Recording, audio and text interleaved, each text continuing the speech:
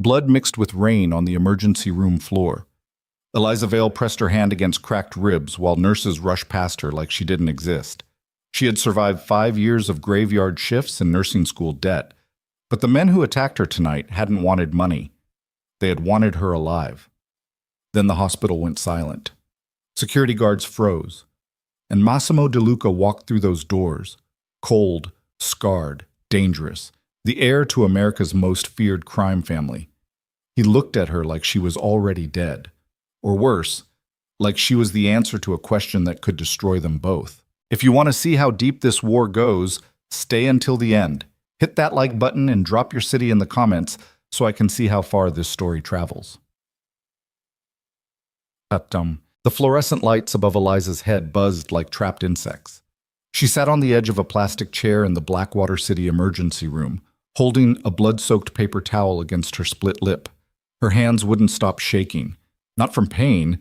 She had learned to live with pain years ago, but from the look in those men's eyes right before they grabbed her.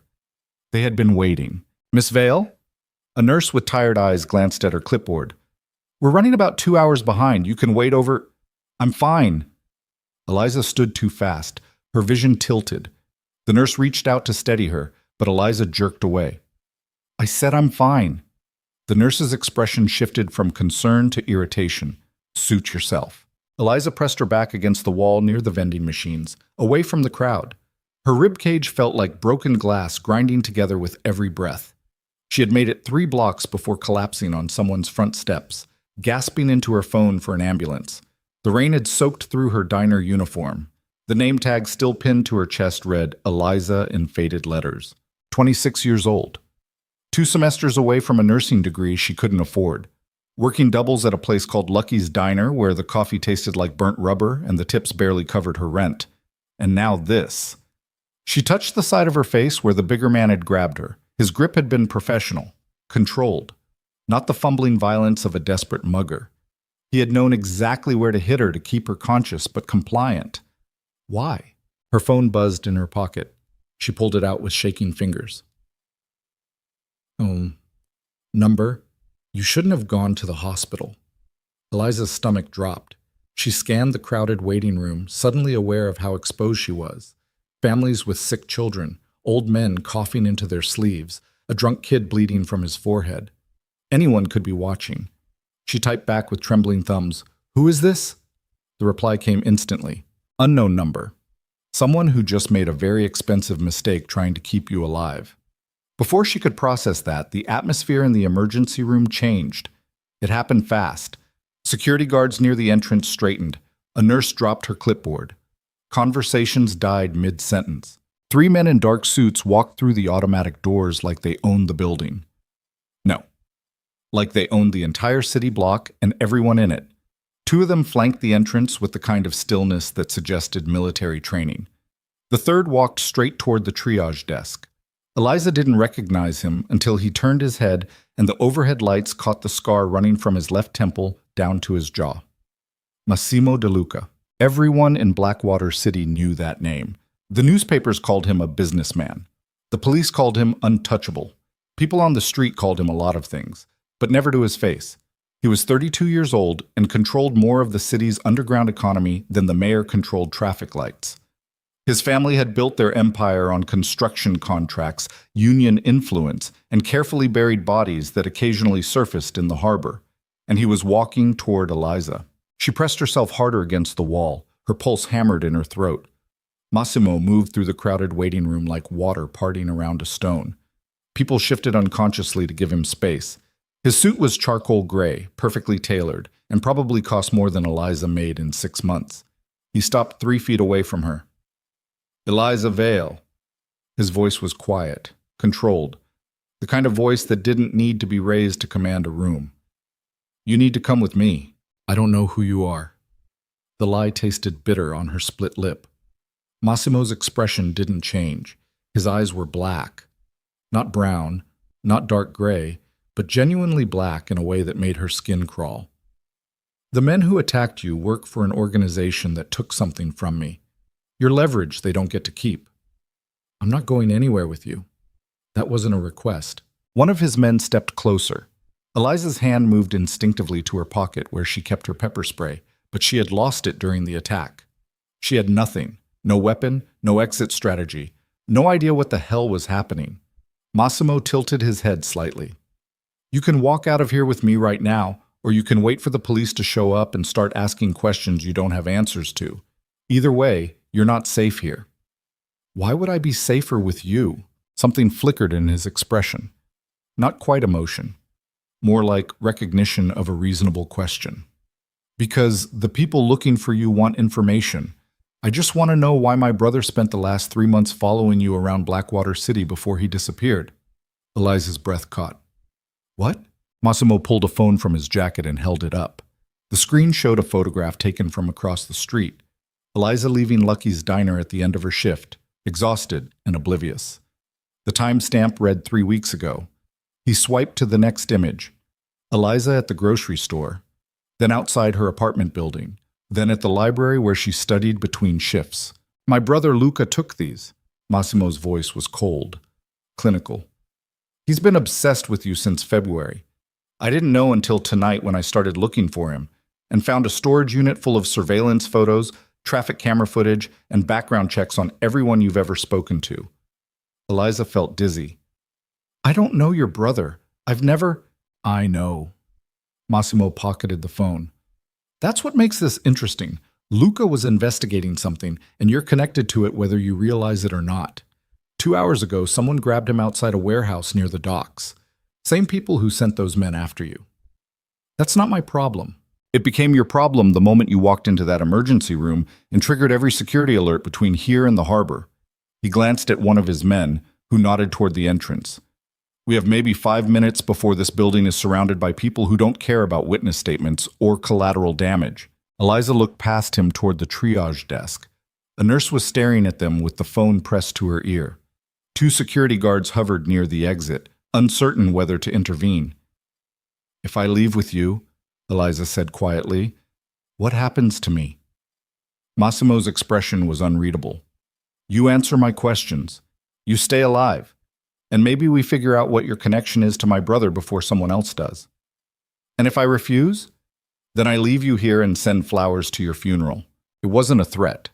It was a prediction delivered with the certainty of a man who had seen enough violence to recognize the patterns. Eliza pushed off the wall. Pain shot through her ribs, but she forced herself to stand straight. I want your word that you won't hurt me. You don't get my word. You get my self-interest. Right now, keeping you breathing is more valuable than anything else. He turned without waiting for her response. We're leaving, now. She followed him because she didn't have a better option. The moment they stepped outside, rain hammered down from a sky that looked like bruised metal. 2 black SUVs idled at the curb with their engines running. Massimo opened the rear door of the first vehicle and gestured for her to get inside. Eliza hesitated. I can have Marco pick you up and put you in the car, Massimo said. Or you can get in yourself. Choose fast. She climbed inside. The interior smelled like leather and gun oil. Massimo slid in beside her and pulled the door shut. The driver didn't wait for instructions. The SUV pulled away from the curb as the second vehicle fell in behind them. They drove in silence through the rain-soaked streets of Blackwater City. Eliza watched the familiar buildings blur past the tinted windows. The shuttered storefronts, the graffiti-covered bus stops, the late-night convenience stores where she used to buy instant ramen when money got tight. Where are we going? She finally asked. Somewhere secure. That's not an answer. Massimo glanced at her. You're not in a position to demand answers. Then why did you take me? Because someone is hunting you, and I need to know why. The SUV turned onto a highway on-ramp.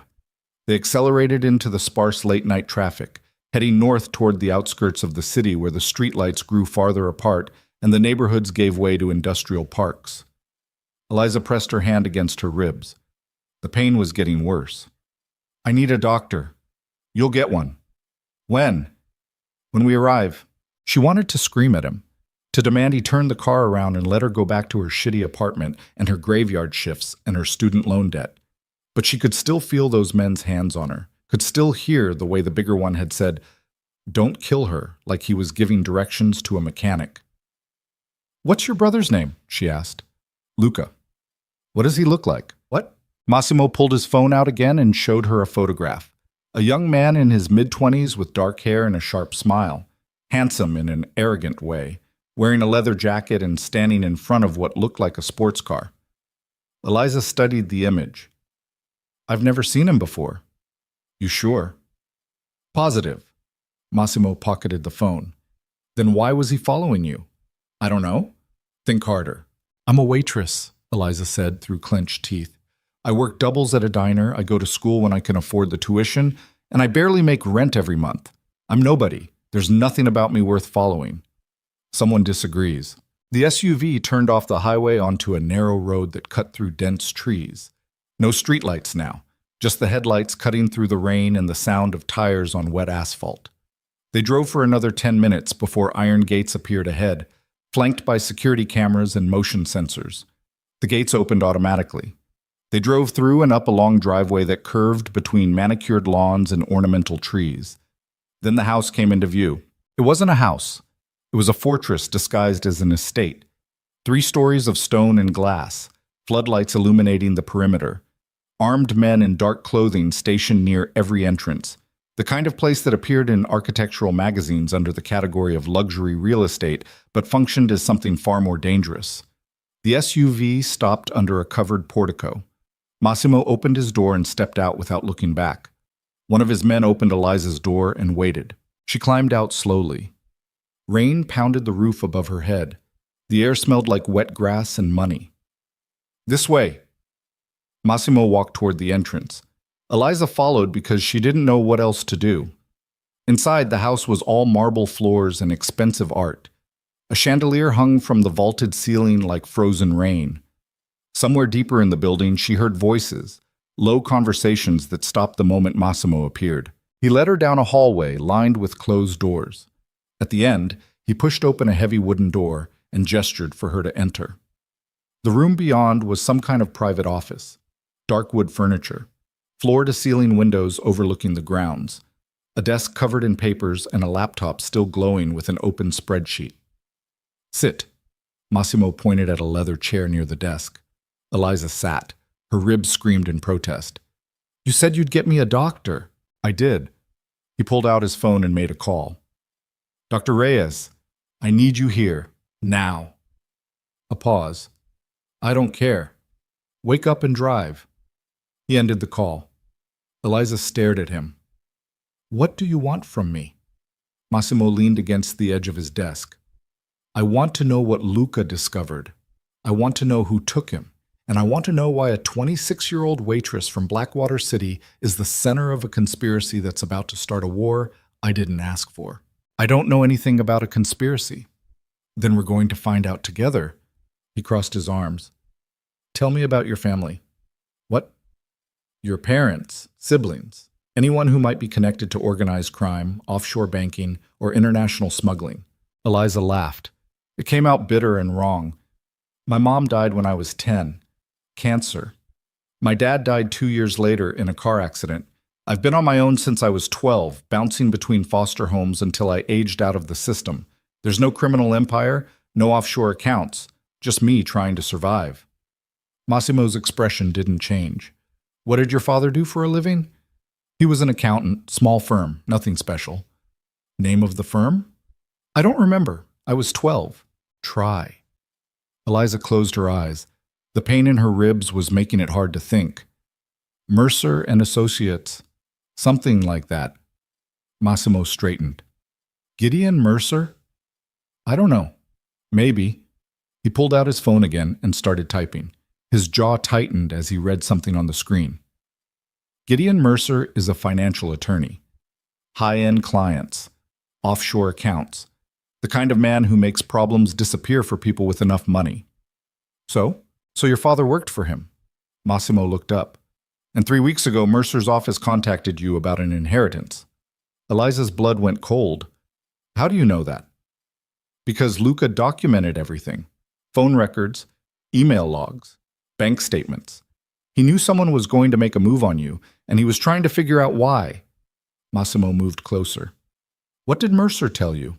He said my father left a trust fund, that I needed to come to his office to sign paperwork to unlock it. Did you go? Not yet. I kept putting it off because I didn't believe it. My dad died broke. There's no trust fund. Massimo's phone buzzed. He glanced at the screen, and his expression darkened. We have a problem. Before Eliza could ask, the door burst open. A man in tactical gear entered fast, weapon drawn. We have movement on the south perimeter. 4 vehicles, no plates. Massimo's entire demeanor shifted. The cold businessman vanished, replaced by something far more dangerous. Lock it down. No one gets through the gate. They're not trying to get through. The man's voice was tight. They're setting up a perimeter. Massimo looked at Eliza. For the first time since she met him, she saw something close to anger in his eyes. Who else knows you're here? No one. Think. I don't know. Eliza stood, ignoring the pain. I don't know who those people are or why they're following me or what any of this has to do with my dead father. Gunfire erupted outside. Not the sharp crack of a pistol. The sustained roar of automatic weapons tearing through the night. Glass shattered somewhere in the house. Alarms blared. Men shouted orders in Italian. Massimo grabbed Eliza's arm and dragged her toward a bookshelf on the far wall. He pressed something hidden behind a leather-bound volume, and the entire shelf swung inward, revealing a narrow staircase descending into darkness. Move! He shoved her toward the opening. What's happening? Someone just declared war. He followed her into the passage and pulled the bookshelf closed behind them. Emergency lights flickered on, illuminating concrete steps that spiraled downward.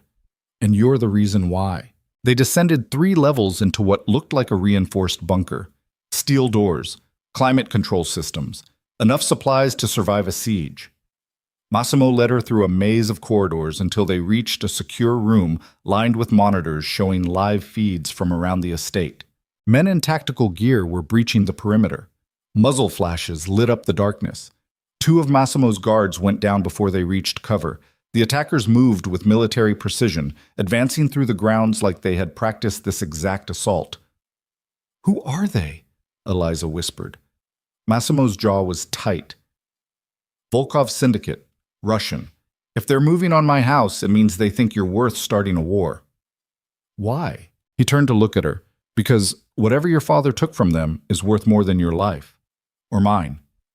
On the monitors, the attackers reached the main house. Smoke grenades detonated. Flashbangs turned the darkness white. Men poured through shattered windows and kicked down doors. And somewhere 3 levels above them, Eliza heard the sound of her ordinary life finally dying. Massimo pulled a gun from a hidden compartment in the wall and checked the magazine. You need to tell me everything about your father. Right now. Every detail you remember. I told you, he was an accountant. He wasn't just an accountant. Massimo's voice cut through her panic. Men like Gideon Mercer don't hire accountants. They hire fixers. People who know how to hide money, move assets, and disappear evidence. He moved closer. Your father found something he wasn't supposed to find. And 15 years later, people are still killing for it. Eliza's legs gave out. She collapsed against the concrete wall, clutching her broken ribs. I don't know what he found. Then we're going to figure it out. Because in about 10 minutes, those men are going to breach this bunker. And when they do, an explosion rocked the building. Dust rained from the ceiling. The lights flickered. Massimo grabbed a second weapon and handed it to Eliza. She stared at the gun like it was a live snake. I don't know how to use that. Safety's off. Point and pull the trigger. He moved toward the door. Stay behind me. Don't hesitate. And whatever you do, don't let them take you alive. The last thing Eliza wanted was to hold a gun. But the sound of boots thundering down the corridor made the choice for her. She wrapped her fingers around the grip. And somewhere in the darkness above them, the war finally found its way inside. The boots grew louder. Eliza's hands shook so violently she nearly dropped the gun. Massimo stood at the bunker door with his weapon raised, his breathing controlled in a way that suggested he had done this before. Many times before. How many rounds? Eliza's voice came out as a whisper. 15. Massimo didn't look at her. His eyes tracked the corridor beyond the reinforced door through a small observation window. Make them count. The footsteps stopped. Silence pressed down like a physical weight. Then a voice echoed through the concrete passage. Calm. Almost pleasant. Massimo De Luca. We can do this the civilized way, or we can do this the Russian way. Your choice. Massimo's jaw tightened. He didn't respond. The voice continued. We know the girl is with you. We know what she represents. Send her out, and we leave your estate standing. Keep her, and we burn everything you've built to the ground. Eliza's pulse hammered in her throat. What do they mean? What I represent? Shut up. Massimo's tone was flat, final. Don't tell me to eat. I said shut up. He moved away from the door and grabbed her arm hard enough to bruise. You want to know what you represent? You're a key. A very expensive, very dangerous key that unlocks something worth more than this entire city. And right now, everyone with a gun and a grudge wants to use you. I don't know what you're talking about. Then start remembering. He released her and moved back to the door. Because in about 30 seconds, those men are going to breach this room, and if you can't give me something useful, we're both dead. Eliza's mind raced. Her father, the accountant, the car accident that wasn't really an accident, the trust fund that shouldn't exist. None of it made sense. She was a waitress. She was nobody. The explosion came without warning. The bunker door blew inward in a spray of twisted metal and concrete dust. The shockwave threw Eliza backward into the monitors. Her head cracked against something hard. Vision blurred, ears ringing. Through the smoke, figures moved fast. Massimo fired 3 times. A man dropped. Then another. But there were too many. They poured through the opening like water through a broken dam, spreading out with tactical precision. Someone grabbed Eliza from behind. She twisted, tried to break free, but the grip was iron. The gun fell from her hands and clattered across the floor. Got her! The man's accent was thick, Eastern European. Southeast corner! Massimo spun and fired. The bullet caught the man in the shoulder. He screamed and released Eliza, stumbling backward. She scrambled for the fallen weapon, but a boot kicked it away before her fingers reached it. A different man stood over her now, older, scarred. He pointed his weapon at her head with the casual indifference of someone who had killed enough people to stop keeping count. Don't move, Devichka. His voice was gravel and cigarettes. You're worth more alive, but only slightly. Massimo fired again. The scarred man ducked behind a support column, cursing in Russian. The bunker had become a maze of shadows and muzzle flashes. Eliza couldn't tell who was winning. She only knew she was on her knees in the middle of a war she didn't understand. Then the lights went out. Complete darkness. The emergency systems had failed. Men shouted in multiple languages. Someone fired blindly and hit the wall inches from Eliza's head. Concrete fragments rained down. Hands grabbed her in the dark. Different hands this time, familiar. Move. Massimo's voice in her ear. Now. He dragged her toward what felt like another passage. She stumbled over something soft, a body, and nearly fell. Massimo kept her upright, kept her moving. Behind them, flashlights cut through the darkness. Orders barked in Russian. They ran through a tunnel that smelled like mold and stale air. Eliza's ribs screamed with every breath. Blood ran down the side of her face from where her head had hit the monitors. She couldn't see anything, could only follow the pull of Massimo's hand and trust he knew where he was going. The tunnel opened into a garage. Generator-powered lights flickered on automatically. 3 vehicles waited in the dim space, 2 motorcycles and an armored SUV. Massimo shoved Eliza toward the SUV. Get in, driver's seat. I can't. You're driving. He tossed her the keys and moved to the garage door controls. Start the engine. When that door opens, you floor it. Don't stop. Don't look back. Just drive. Eliza climbed into the driver's seat with shaking hands. The keys slipped between her fingers twice before she managed to jam them into the ignition. The engine roared to life. Massimo hit a button on the wall, and the garage door began rolling upward with agonizing slowness. Gunfire erupted behind them. The Russians had found the tunnel. Go! Massimo fired back toward the passage entrance as he ran for the passenger side. Drive! Eliza slammed her foot on the accelerator. The SUV lurched forward before Massimo had fully closed his door. They burst through the rising garage door with inches to spare, scraping metal against metal. The vehicle bounced onto a service road that cut through the woods behind the estate. Behind them, muzzle flashes lit up the darkness. Bullets punched through the rear window. Safety glass spiderwebbed, but held. Faster! Massimo twisted in his seat and fired out the broken window. They're following! Eliza pressed the accelerator to the floor. The SUV's engine screamed. Trees blurred past on both sides. The narrow road twisted through the darkness like a snake, and she had no idea where it led. Where am I going? Away from here. Massimo ejected an empty magazine and slammed in a fresh one. Take the first left. There's a highway 3 miles north. And then what? Then we figure out who the hell you really are. The left turn came up fast. Eliza yanked the wheel. The SUV's tires screamed. For a moment, she thought they would flip, but the vehicle held. They fishtailed onto another dirt road, this one even narrower. Behind them, headlights appeared. 2 vehicles. Maybe 3. Gaining fast. Massimo leaned out the window and fired. One of the pursuing vehicles swerved, crashed into a tree, and exploded in a ball of orange flame. But the others kept coming. The highway finally appeared ahead, a ribbon of asphalt cutting through the wilderness. Eliza didn't slow down. She hit the on-ramp at 60 miles per hour and merged into sparse late-night traffic. A semi-truck blared its horn as they cut in front of it. Get off at exit 47. Massimo was checking his phone, tracking something on the screen. We need to disappear before they get organized. Eliza's entire body was shaking. Adrenaline burned through her veins like poison. Your house is gone. They'll burn it to ash to cover their tracks. His voice was flat. No emotion, just calculation. Everything in that building is evidence now. Evidence the police will never see. Those were people. Your people. They knew what they signed up for. Massimo didn't look at her. Exit 47. Don't miss it. She took the exit too fast. The SUV's tires screamed again. They rocketed down a ramp into an industrial area. Warehouses and shuttered factories and empty parking lots stretching into darkness. Turn right at the intersection, then left, then right again. Eliza followed his directions without questioning.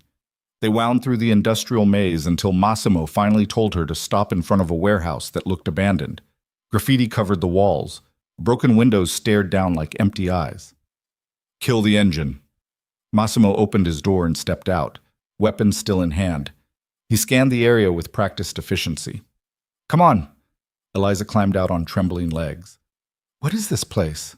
Somewhere they won't look, not immediately.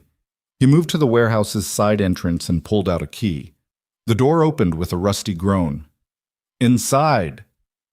The warehouse interior was a single cavernous space filled with shadows and the smell of old motor oil. Massimo led her to a corner where someone had set up a makeshift living area. A cot, a table, a few chairs, and a portable generator. He hit a switch. Fluorescent lights flickered on overhead, revealing walls covered in photographs and documents connected by red string. It looked like something from a detective thriller. Conspiracy boards, surveillance images, maps marked with locations and dates. And in the center of it all, Eliza saw her own face staring back at her. Dozens of photographs. Her leaving work. Her at the grocery store. Her at the library. Some taken from a distance. Others close enough to see the exhaustion in her eyes. What the hell is this? Her voice cracked. Luca's work. Massimo moved to the board and studied it like he was seeing it for the first time. He spent 3 months building this, trying to understand why you mattered. Eliza stepped closer. One photograph showed her father, younger, smiling, standing in front of an office building. The caption beneath read Mercer and Associates, 2009. Another showed a newspaper clipping about a car accident. Local accountant dies in highway crash. This is insane. Eliza's hands clenched into fists. You had your brother stalking me for months. You brought me to your house. You put a gun in my hands, and now you expect me to— I didn't know about this until tonight. Massimo's voice was cold. Luca went rogue, started investigating something without telling me. By the time I realized what he was doing, he was already gone. Then why am I still here? Why didn't you just leave me at the hospital? Because the moment I saw this board, I knew you were the center of something bigger than a missing brother. He pulled down one of the photographs. A man in an expensive suit standing outside what looked like a private club. Recognize him? Eliza studied the image. The man was in his 50s, silver hair, cold eyes. No, Victor Draven. He's a broker. Connects people who need things with people who can provide them. Weapons, information, bodies, whatever the market demands. Massimo's jaw tightened. 3 days ago, Luca met with him. Whatever they discussed, it got my brother kidnapped and turned you into the most valuable target in Blackwater City. I don't know this man. Maybe not. But he knows you. Massimo pulled down another photograph. This one showed Victor Draven standing with a woman Eliza didn't recognize. That's Katerina Volkov. She runs the Russian syndicate's operations in North America. Her men just attacked my estate. Eliza's stomach dropped. Why? That's what we're going to find out. Massimo moved to the table and opened a laptop. The screen glowed to life, showing encrypted files and digital records. Luca was trying to trace a financial trail, offshore accounts, shell corporations, money moving through systems designed to be invisible. I don't know anything about offshore accounts. Your father did. Massimo clicked through files.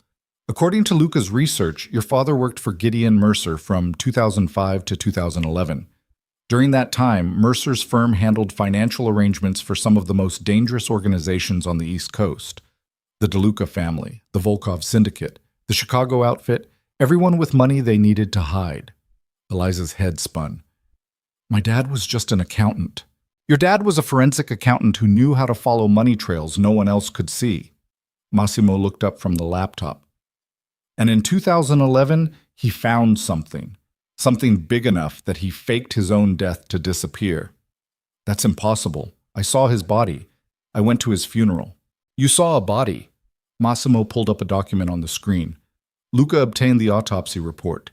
The man buried in your father's grave was a John Doe pulled from the river 3 days before the supposed car accident.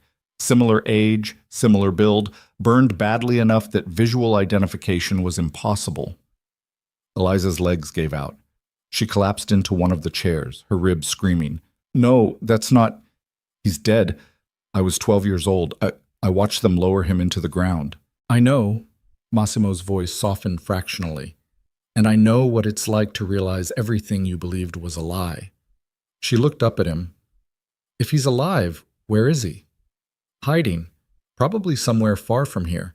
Living under a new identity. Watching you from a distance to make sure you're safe. Massimo closed the laptop. But something changed. Someone figured out the connection between you and the missing money. That's why Mercer contacted you about the trust fund. It was bait. Bait for what? To flush your father out of hiding. If he's been watching you all these years, he'll come running the moment you're in real danger. Massimo's expression hardened. Which means every organization looking for those offshore accounts is now looking for you. Not to kill you, to use you. Eliza pressed her hands against her face. The pain in her ribs was nothing compared to the feeling that her entire life had been torn apart and reassembled wrong. I can't do this. I'm just trying to get through nursing school. I work doubles at a diner.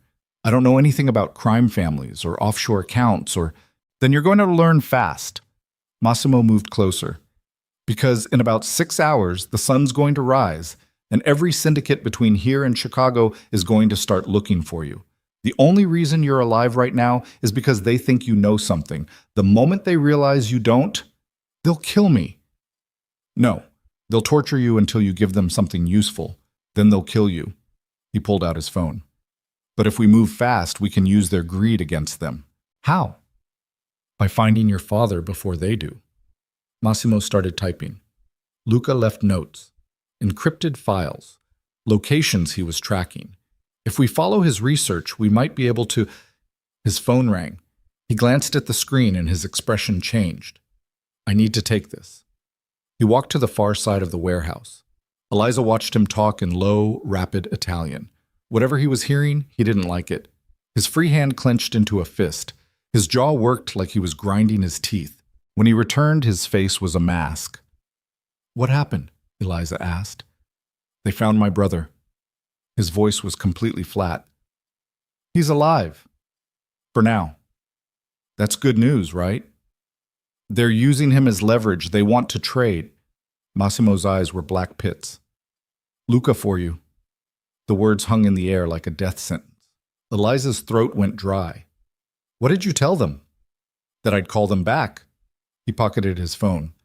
We have until noon tomorrow to decide. There's nothing to decide. Eliza stood despite the pain in her ribs. I won't let someone die because of me. This isn't a negotiation. They'll kill both of you the moment the exchange happens. Massimo moved to the conspiracy board and stared at it like it held answers he couldn't see. We need a different play. What if I go to Gideon Mercer, ask him about the trust fund? Maybe he knows how to contact my father. Mercer is part of this. He's been feeding information to the Russians. Massimo pulled down a photograph showing Mercer shaking hands with Katerina Volkov. If you walk into his office, you're walking into a trap. Then what do we do? Massimo was quiet for a long moment. When he finally spoke, his voice was different, quieter, more dangerous. We go see Victor Draven. The broker? You said he's connected to all of this. He is, which means he knows more than he's telling. Massimo checked his weapon and holstered it. Draven operates out of a private club downtown, very exclusive, very secure. He meets with clients there every night between midnight and 3 a.m. Eliza checked her phone. It was almost 1 in the morning. You want to walk into a place where everyone wants me dead and just ask him questions? No. I want to walk in there and make him understand that keeping secrets is more dangerous than telling the truth. Massimo pulled a different gun from a hidden compartment in the wall and handed it to her. You know how to use this now? She took the weapon with numb fingers. Point and pull the trigger. Good enough. He moved toward the warehouse entrance. We have 2 hours before sunrise. Let's see how much we can learn before the city wakes up. Stopped. The club was called Elysium, and it looked like a church that had sold its soul for profit. Gothic architecture. Stained glass windows that probably cost more than Eliza's entire education. A doorman in a suit that fit like armor. Massimo walked straight up to the entrance like he owned the building. The doorman's expression shifted from professional courtesy to genuine fear in the space of a heartbeat. Mr. DeLuca, we weren't expecting... I don't care. Massimo pushed past him. Where's Draven? 3rd floor, private lounge, but he's with clients. Massimo was already inside. Eliza followed, acutely aware of the weight of the gun tucked into her jacket pocket. The interior of Elysium was all dark wood and low lighting. Jazz music drifted from hidden speakers. Well-dressed people sat in leather booths, conducting conversations in voices too quiet to overhear. Everyone stopped talking the moment Massimo entered. He ignored them and headed for the stairs. Eliza stayed close, her heart hammering. They climbed to the 3rd floor, where a different kind of atmosphere prevailed. Quieter. More exclusive. Guards stationed at regular intervals. One of them stepped forward to intercept Massimo. He was built like a wall and had the dead eyes of a professional killer. Private floor, Mr. DeLuca. No guests without... Massimo hit him, one precise strike to the throat. The guard dropped, gasping. The other guards reached for their weapons, but Massimo already had his gun out. Anyone else want to make this difficult? They backed down. Smart men who knew when a fight wasn't worth the cost. Massimo walked down the hallway to a set of double doors at the end. He kicked them open without knocking. The room beyond was a private lounge. Leather furniture. A bar stocked with bottles that probably cost thousands of dollars each. And sitting in the center of it all, looking entirely unsurprised, was Victor Draven. He was older than his photographs suggested. Silver hair perfectly styled, suit that probably cost more than Eliza made in a year. He held a glass of amber liquid and smiled like Massimo had just told an amusing joke. Massimo De Luca, I was wondering when you'd show up. His voice was smooth, cultured, the kind of voice that could sell anything to anyone. And you brought the girl. How convenient. 2 other men sat on the couches flanking Draven. They stood when Massimo entered, hands moving toward concealed weapons. Sit down, Draven said mildly. Let's keep this civilized. Where's my brother? Massimo's gun didn't waver. Safe. For the moment. Draven took a sip of his drink. Though I imagine his situation is rather uncomfortable. Katerina has a flair for the dramatic. You brokered the deal. I facilitate connections. What people do with those connections is their business. Draven's eyes shifted to Eliza. Hello, Miss Vale. You've caused quite a commotion in our little world. Eliza's mouth was dry. I didn't ask for any of this. No one ever does. Draven gestured to the empty chairs. Please, sit. Let's discuss this like civilized people. We're not civilized, Massimo said.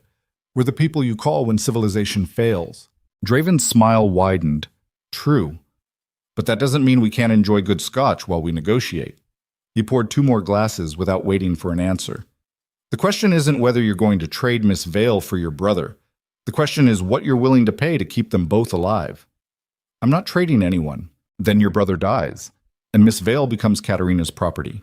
She'll spend the next 6 months in a very unpleasant facility while very unpleasant people try to extract information she doesn't have. Draven's voice remained pleasant. Or we can make a different arrangement. Massimo moved closer. What kind of arrangement? The kind where everyone gets what they want. Katerina gets access to the offshore accounts. You get your brother back. Miss Vale gets to live. Draven set down his glass. All you need to do is help us find her father. I don't know where he is, Eliza said, but you will. Draven pulled out a phone and showed her an image.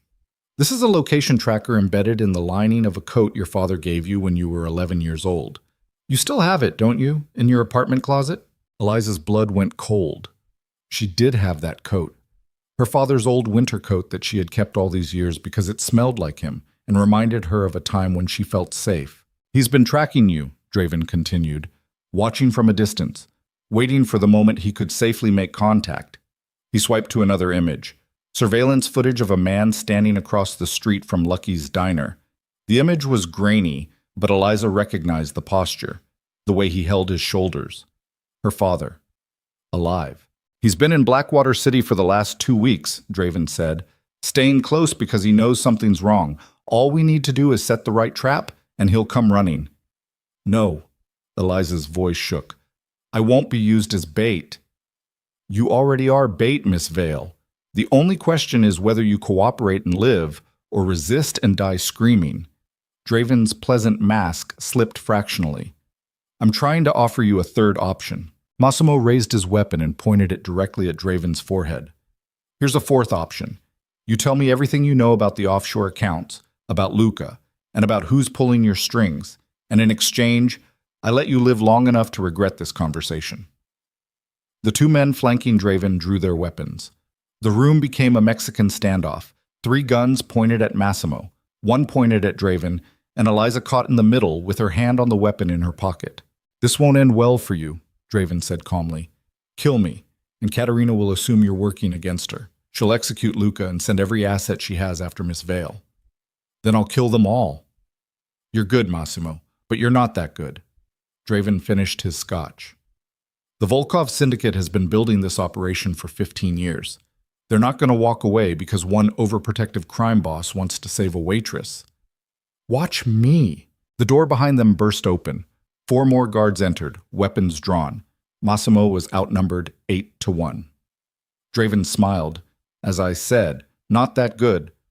Eliza's hand tightened on the gun in her pocket. Her finger found the trigger. Her father's voice echoed in her memory. Something he had told her when she was 7 years old, practicing addition at the kitchen table. Sometimes, Eliza, the only way to solve a problem is to change the equation entirely. She pulled the gun from her pocket and fired. Not at Draven. Not at his guards. At the massive chandelier hanging from the ceiling directly above them. The crystal fixture shattered. Glass rained down like deadly snow. Everyone dove for cover. Massimo used the distraction to grab Eliza and pull her toward the window. Hold on! He fired 3 shots at the glass. It spiderwebbed, cracked. We're 3 stories up. I know. He wrapped his arm around her waist. Trust me. Then he crashed through the window, pulling her with him into the night. They fell through darkness and broken glass. Eliza's scream died in her throat as they hit something that gave way beneath them, an awning over the club's side entrance. The fabric tore. They kept falling. They hit a dumpster in the alley below. The impact drove the air from Eliza's lungs. Pain exploded through her already broken ribs. She couldn't breathe, couldn't think. Massimo rolled off the dumpster and landed on his feet like a cat. He pulled Eliza down after him. Move! Gunfire erupted from the window above. Bullets punched into the brick wall beside them. Massimo dragged her down the alley toward a motorcycle parked in the shadows. Get on! Eliza climbed onto the bike behind him.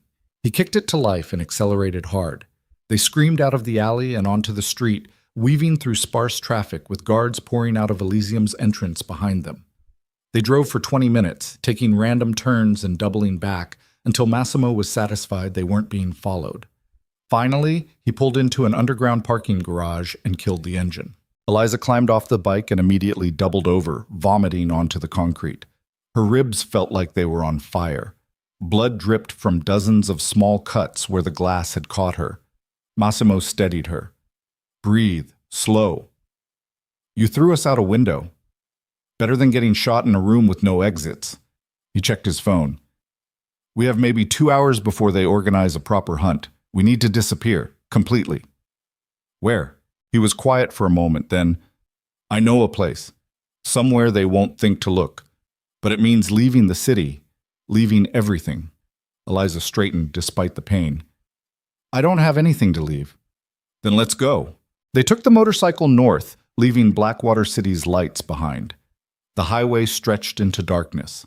Eliza held on to Massimo's waist and tried not to think about the fact that everything she knew, her apartment, her job, her carefully constructed life, was gone now. 2 hours later, they arrived at a lake hidden deep in the woods. A small cabin sat on the shore, isolated and dark. Massimo parked the motorcycle and led her inside. The cabin was sparse.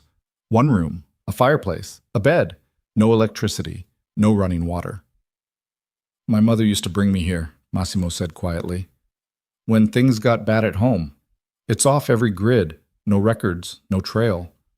Eliza sank onto the bed. Her entire body hurt. What do we do now?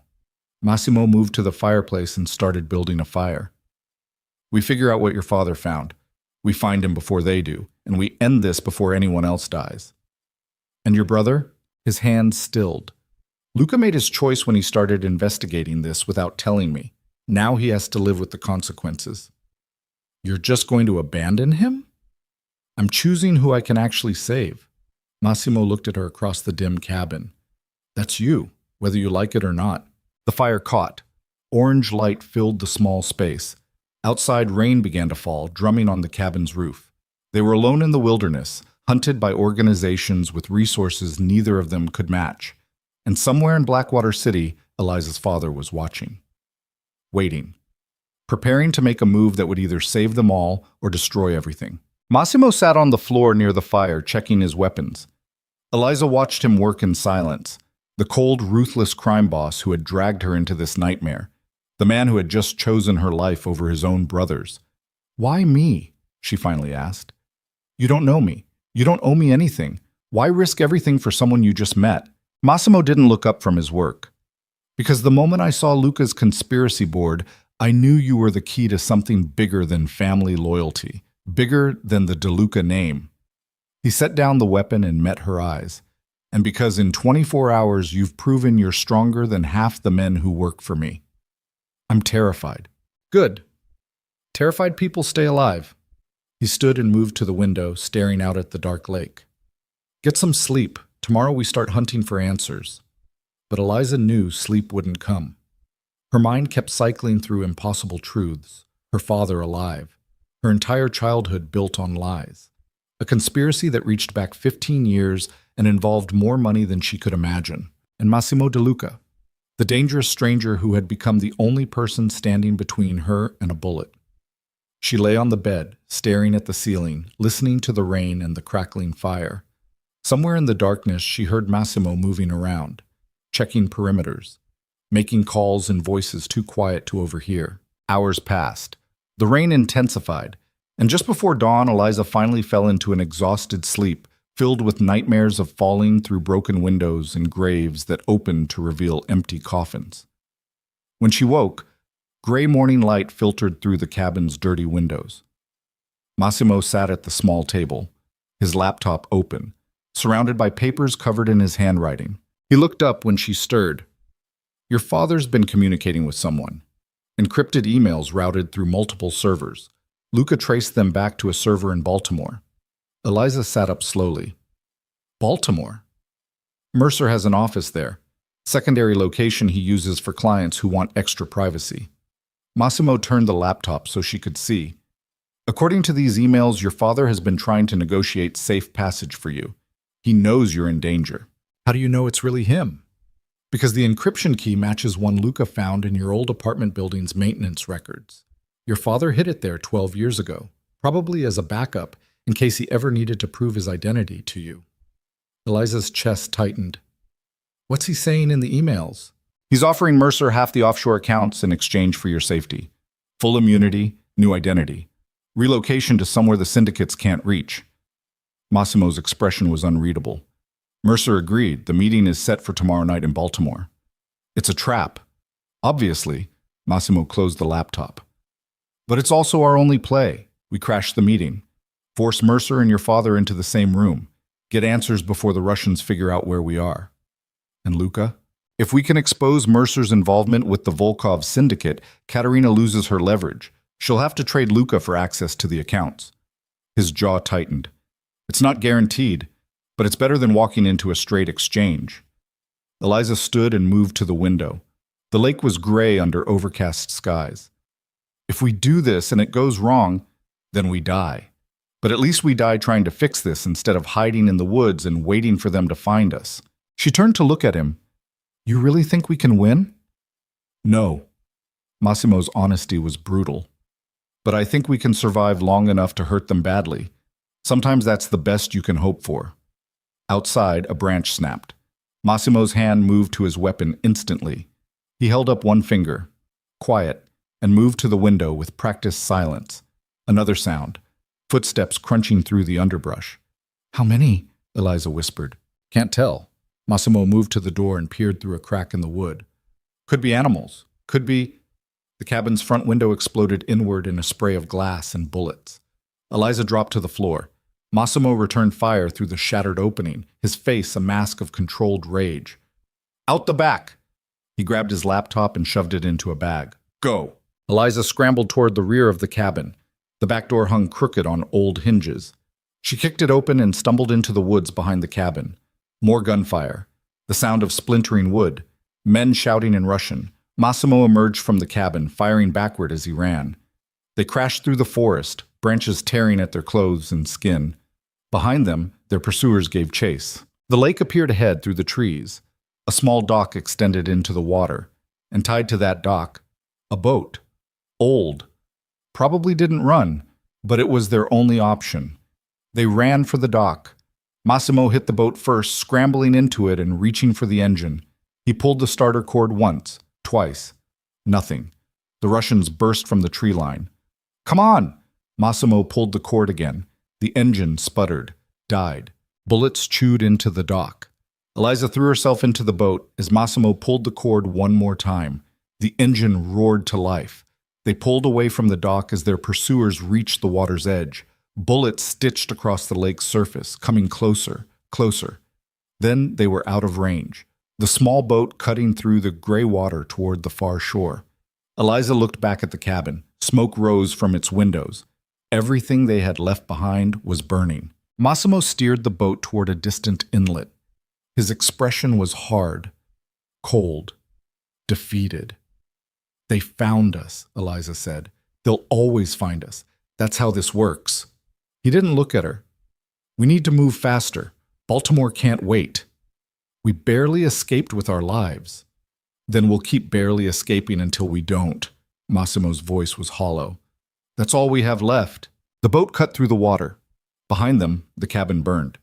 And somewhere ahead, in Baltimore, Eliza's father was walking into a trap that would either end this nightmare or make it infinitely worse. The boat's engine died 2 miles from shore. Massimo pulled the starter cord 3 times before giving up. The silence that followed felt like a held breath. Gray water stretched in every direction. No other boats, no witnesses. Just the 2 of them drifting in a stolen piece of junk while smoke still rose from the burning cabin behind them. We'll have to row. Massimo found 2 oars wedged beneath the seats. He handed one to Eliza. Start paddling. Her arm screamed in protest, but she did it anyway. They rowed in grim silence toward the far shore, where dense forest met the waterline. Every stroke sent pain radiating through her broken ribs.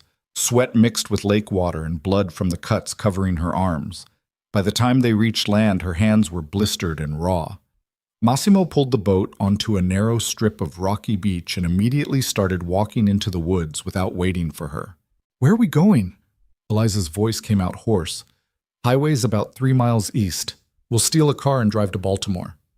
He didn't slow down, didn't look back. Keep moving. They walked for an hour through thick undergrowth and mud. Eliza's diner uniform was shredded. Her shoes were soaked through.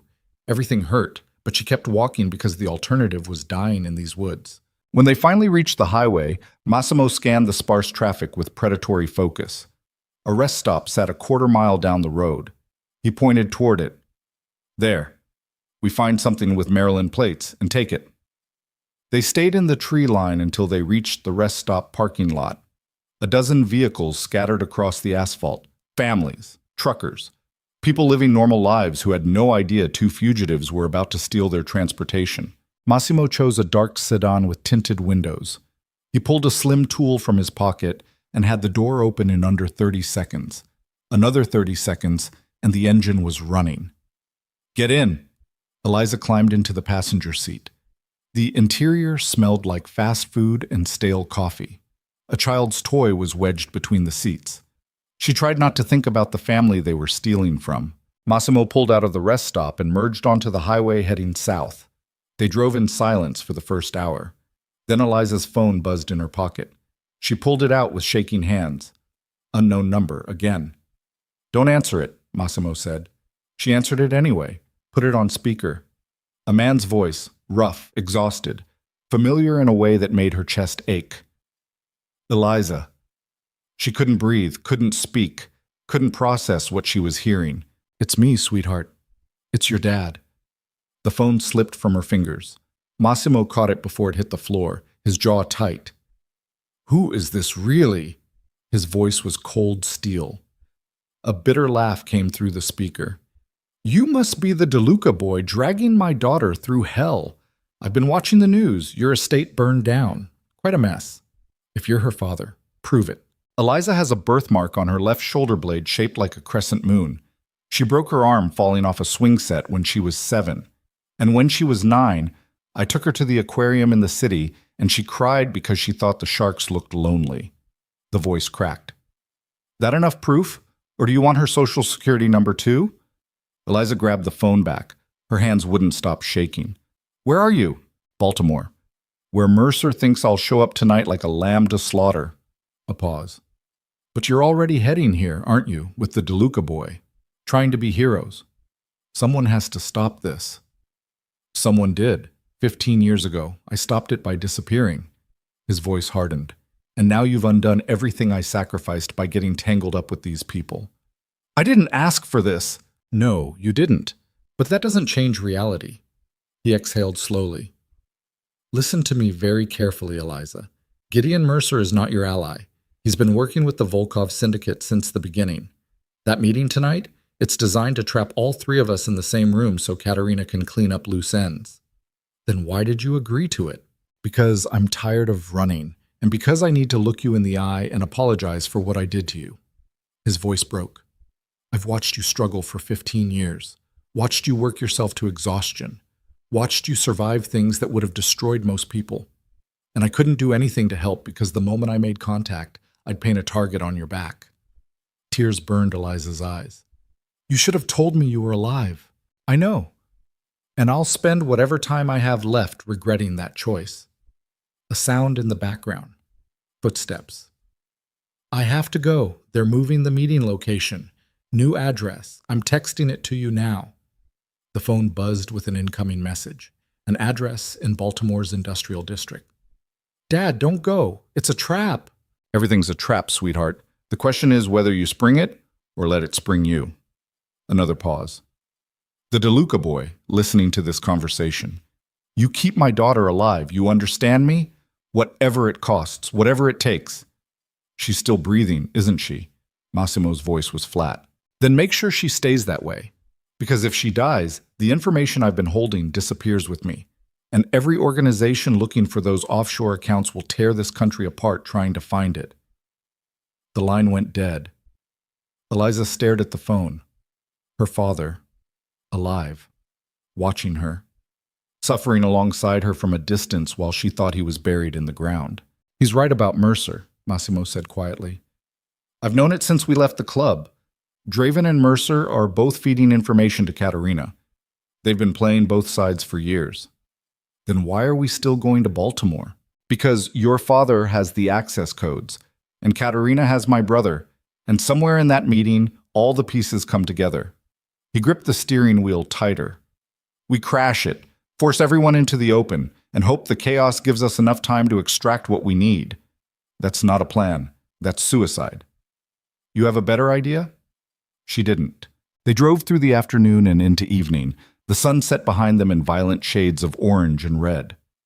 By the time they reached Baltimore, darkness had fallen and the city lights reflected off the harbor like scattered diamonds. The address her father sent led them to an abandoned shipyard on the industrial waterfront. Rusted cranes loomed against the night sky. Empty warehouses stretched in every direction, the kind of place where bodies got dumped and nobody asked questions. Massimo parked the stolen sedan 3 blocks away. He checked his weapons with mechanical efficiency. 2 pistols, extra magazines, a knife strapped to his ankle. "You stay in the car," he said. "No, this isn't a debate." "You're right, it's not." Eliza pulled out the gun he'd given her at the cabin. "My father's in there. I'm not sitting in a car while you walk into an ambush." Massimo studied her face. Whatever he saw there made him nod once. "Stay behind me. Do exactly what I say. And if I tell you to run, you run. Understood?" "Understood." They approached the shipyard on foot, moving through shadows between buildings. The address led to a warehouse near the water's edge. Light spilled from broken windows on the second floor. Voices carried on the night air. Massimo held up his hand. "Wait." He moved to a side entrance and tested the door. Unlocked. He pushed it open slowly, weapon raised. The interior was a maze of shipping containers and old machinery. Stairs led to the second floor where the voices were coming from. They climbed in silence. Each step felt like a countdown to something inevitable and terrible. At the top of the stairs, a hallway stretched toward a room with an open door. Light. Shadows moving inside. Massimo gestured for Eliza to stay back, but she ignored him and moved forward anyway. They reached the doorway together. Inside, the scene was almost civilized. A table surrounded by chairs. Gideon Mercer sat at one end, silver-haired and immaculate in his expensive suit. Across from him sat a man Eliza barely recognized. Her father, older, grayer, worn down by 15 years of hiding, but alive. His eyes locked onto hers the moment she appeared in the doorway, and something broke in his expression. "Eliza." "Nobody move." Katerina Volkov stepped from the shadows behind Mercer. She held a gun pointed at Eliza's father's head. How predictable.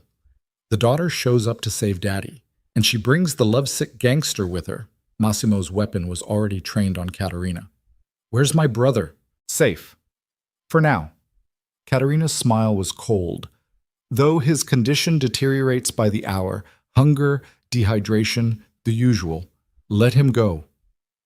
"After we conclude our business." Katerina gestured with her free hand. "Please, come in. We've been waiting for you." Massimo and Eliza entered the room slowly. 2 of Katerina's men appeared from flanking positions, weapons drawn. Massimo's jaw tightened, but he didn't lower his gun. "Everyone's here," Mercer said pleasantly. "How wonderful. We can finally resolve this unfortunate situation." "There's nothing to resolve, say." Eliza's father's voice was rough. "I give you the access codes. You let my daughter and the DeLuca brothers leave. Everyone gets what they want." "Not quite." Katerina moved closer to him. "You see, we've discovered something interesting during our investigation. Those offshore accounts you've been hiding, they don't contain what everyone thinks they contain." Eliza's father went very still. 15 years ago, you didn't just steal access codes," Katerina continued. "You stole the actual money, moved it, redistributed it through so many shell corporations and dummy accounts that tracing it became impossible." She leaned down, her face inches from his. "The accounts everyone's been fighting over? They're empty. Have been for a decade." The room went silent. "That's impossible," Mercer said. His composure cracked fractionally. "I've been tracking those accounts. The balances are fabricated." Katerina straightened. "Phantom numbers in a ledger that hasn't been real since 2013.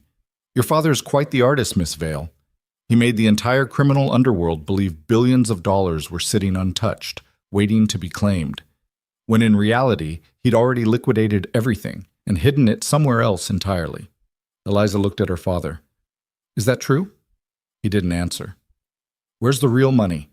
Massimo's voice was dangerously quiet. That's what we're going to find out. Caterina nodded to her men. They moved forward and grabbed Eliza, slamming her into a chair.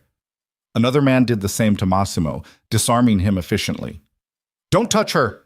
Eliza's father lunged forward, but Caterina pressed her gun against his temple. Sit. Down. He sat.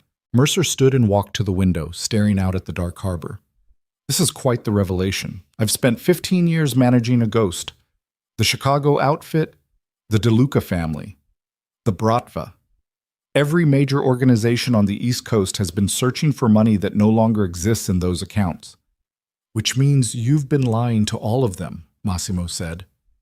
How long until they figure that out? Mercer turned back. That's why we need the truth. Tonight. Before anyone else realizes they've been chasing shadows. Caterina pressed the gun harder against Eliza's father's head. Where is the real money? Distributed. His voice was hollow. 100 different accounts across 30 countries. Donations to charities, anonymous gifts to struggling families. I spent 15 years giving it all away. The room erupted. You what? Mercer's face went white. You destroyed it? Caterina's composure finally shattered. Billions of dollars. Blood money. Eliza's father looked at his daughter. I couldn't keep it. Couldn't let it fund more violence, so I made sure it went to people who actually needed it. Noble. Caterina's voice dripped venom. And incredibly stupid. She pulled the trigger. The gunshot was deafening in the enclosed space. Eliza's father jerked backward, blood spraying from his shoulder. He collapsed to the floor, gasping. Dad! Eliza tried to stand, but one of Caterina's men shoved her back down. That was a warning. Caterina reloaded calmly. The next one goes through his skull unless you give me something useful. Account numbers, transfer records, anything I can use to recover what you stole. There's nothing to recover. Blood pooled beneath him. It's gone. All of it. Caterina aimed at his head. Wait! Mercer stepped forward. If he's telling the truth, killing him serves no purpose. We need to pivot. Salvage what we can from this disaster. And what exactly can we salvage? Caterina's finger remained on the trigger. Mercer's expression shifted, calculated. We have the daughter, and we have leverage over the DeLuca family. That's not nothing. Meaning? Meaning we stage an accident. Father and daughter die in a tragic confrontation. The DeLuca boy witnesses it and returns home traumatized but alive. We feed a story to the syndicates that the money was lost in a banking collapse 15 years ago. Everyone walks away disappointed but with no one left to blame. Massimo's voice cut through the room like a blade. You're describing a cover-up. I'm describing survival. Mercer moved closer to Caterina. If the truth gets out that the money is gone, every organization involved will turn on each other. The resulting war will destroy half the criminal infrastructure on the East Coast. Is that what you want? Caterina lowered her weapon fractionally. And my organization accepts this loss? Your organization accepts that sometimes assets depreciate beyond recovery. Mercer gestured to Eliza's father, bleeding on the floor. Cut your losses. Move on to the next opportunity. What about Luca? Massimo's voice was ice. Collateral damage. Mercer didn't even look at him. You'll receive his body with our condolences. A tragic casualty of an investigation that went nowhere. Something in Massimo's expression changed. The cold businessman vanished. What replaced it was pure, distilled violence. He moved faster than anyone anticipated. His chair shattered as he stood, one broken leg becoming a weapon. He drove it into the throat of the guard nearest him. The man dropped, choking. Massimo grabbed the falling guard's weapon and fired twice. Both of Caterina's other men went down. He pivoted toward Caterina herself, but she was already moving, using Mercer as a human shield. Shoot me and you hit him, she shouted. I don't care. Massimo's voice was empty. He fired anyway. The bullet punched through Mercer's shoulder and caught Caterina in the chest. Both of them collapsed. Mercer screamed. Caterina didn't make a sound. Eliza broke free from her chair and ran to her father, blood soaked through his shirt. His breathing was shallow. Dad? Dad, stay with me. His eyes focused on her face. I'm sorry, sweetheart, for everything. Don't talk. We'll get you help. There's no help coming. His hand found hers. Listen, the charity accounts. I kept records. Safe deposit box. Baltimore First National, box 847. Keys in my wallet. I don't care about the money. It's not about money anymore. He coughed. Blood flecked his lips. It's proof. Proof of where it all went, who benefited. Use it to protect yourself. Massimo appeared above them. We need to move, now. Police will be here in minutes. He's bleeding out. Then he stays. Massimo grabbed Eliza's arm. We don't. I'm not leaving him. He's already gone. Massimo's voice was brutal, but not unkind. Look at him. Eliza looked. Her father's eyes were glazing. His chest barely moved. The pool of blood beneath him had stopped spreading because his heart was failing. Go, her father whispered. Live. That's all I ever wanted for you. His hand went limp in hers. Eliza felt something inside her break. Not her heart. Something deeper. The last fragile belief that people could be saved if you just tried hard enough. Massimo pulled her to her feet. She didn't resist. Couldn't resist. She was hollow. They ran. Down the stairs. Through the warehouse. Out into the night, where sirens wailed in the distance. Massimo pulled her toward the water's edge where a small boat was tied to a rotting dock. Get in. She got in. They pulled away from the shipyard as police lights appeared on the access road. The boat cut through black water toward the far side of the harbor. Behind them, the warehouse lit up with flashlights and shouted orders. They abandoned the boat in a commercial marina and stole another car. Massimo drove north without speaking. Eliza stared out the window at nothing. Hours passed. The sun rose over a landscape she didn't recognize. Trees gave way to farmland, gave way to industrial sprawl. Finally, Massimo pulled into an abandoned gas station and killed the engine. I need you to focus, he said quietly. I need you to tell me exactly what your father said about the safe deposit box. Baltimore First National, box 847. Key location? His wallet, which is with his body, which is in police custody by now. Massimo's jaw worked. We'll have to break into the bank. Why? Eliza's voice was dead. The money's gone. He gave it all away. There's nothing left. There's proof. Records showing where it went. That proof is the only leverage we have left. He looked at her. Your father died protecting those records. Don't let that be for nothing. Everything's for nothing. Don't you see that? She finally turned to face him. The money's gone. Your brother's dead or will be soon. My father's dead. Katerina's dead. This entire nightmare was built on a lie that everyone believed because it was easier than facing the truth. Then we use that truth as a weapon. Against who? Mercer's wounded but not dead. The Volkov Syndicate will just send someone else. There's no winning this. Massimo grabbed her shoulders. Listen to me. Your father spent 15 years making sure that money helped people instead of destroying them. That's not nothing. That's everything. And if we can prove it, we can buy ourselves time to actually survive this. I don't want to survive this. I want to go back to my life. Your life is gone. His voice softened. I'm sorry. But the moment those men attacked you in that park, your old life ended. Now you have to decide what your new life looks like. Eliza pulled away from him. I killed someone. At the cabin. I shot that woman. Katerina. I pulled a trigger and ended someone's life. Her hand shook. I can still feel the recoil. Can still see her fall. Good. That means you're not broken yet. Massimo opened his door. Stay here. I need to make some calls. He walked to the edge of the gas station lot and pulled out his phone. Eliza watched him pace and gesture and argue with people she couldn't hear. The exhaustion was so profound it felt like drowning. When Massimo returned, his expression was grim. Luca's alive. Katerina's second-in-command confirmed it. They're willing to trade him for the bank records.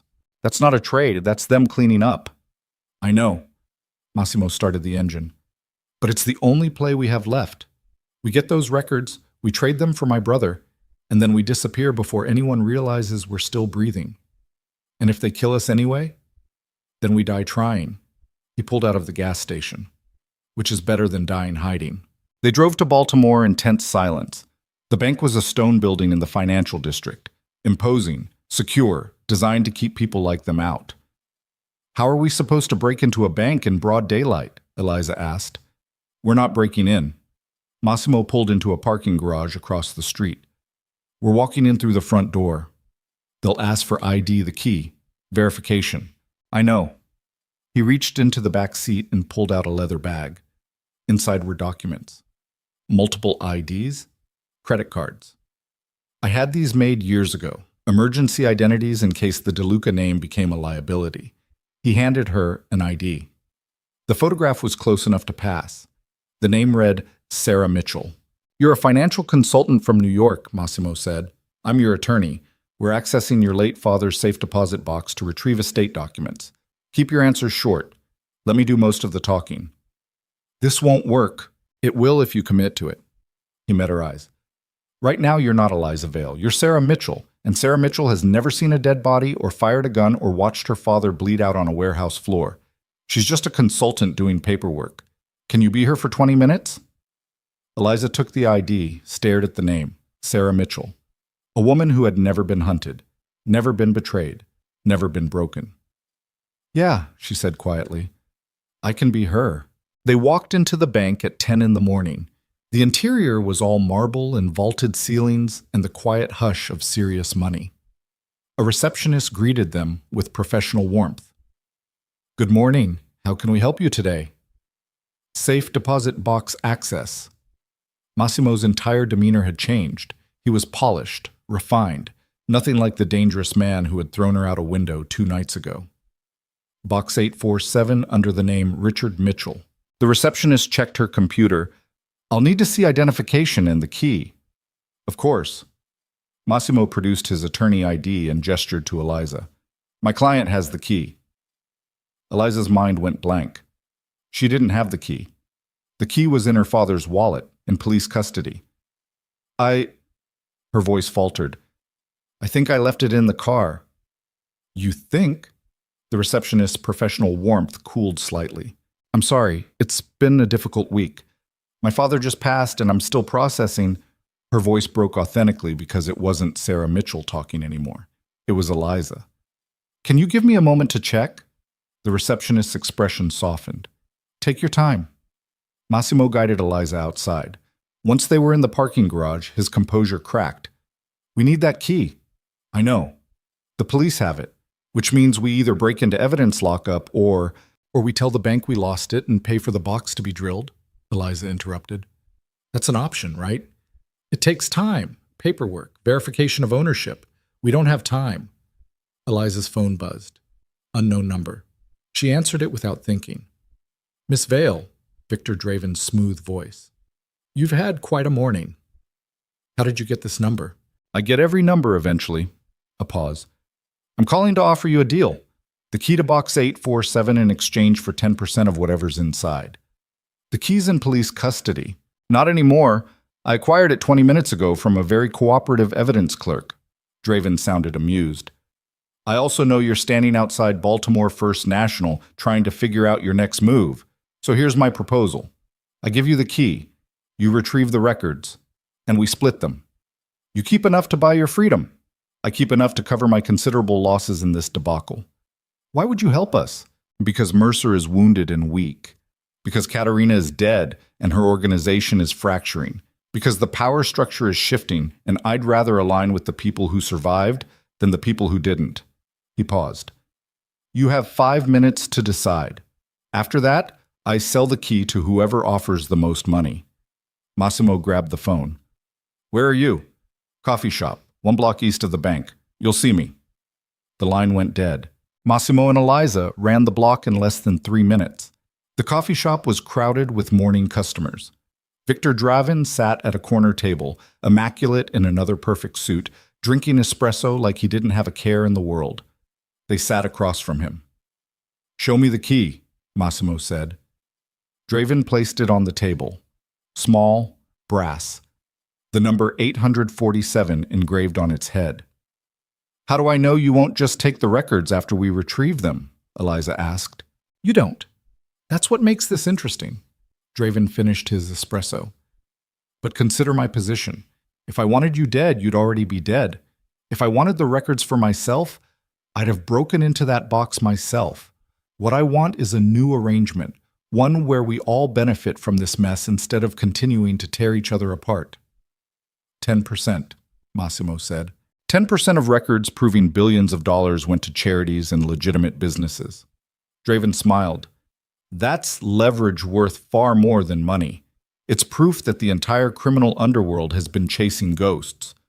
Do you understand how valuable that information is? How many organizations will pay to suppress it? How many governments will pay to publish it? Eliza's hand moved toward the key. What's stopping me from taking this and walking away? Nothing, except the two men waiting outside who will follow you to the bank and kill you the moment you exit with those records. Draven's smile never wavered. I'm offering partnership. Take it or leave it. Massimo and Eliza exchanged a look. They didn't have a choice. Didn't have leverage. Didn't have anything except each other, and the faint hope that maybe, somehow, they could survive one more day. Deal, Massimo said. Draven pushed the key across the table. Then let's go collect our insurance policy. They walked back to the bank together. Draven stayed outside while Massimo and Eliza entered with the key. The receptionist smiled when they returned. Found it? Found it. Eliza placed the key on the desk. 10 minutes later, they were in the vault room. A bank employee unlocked box 847 and discreetly left them alone.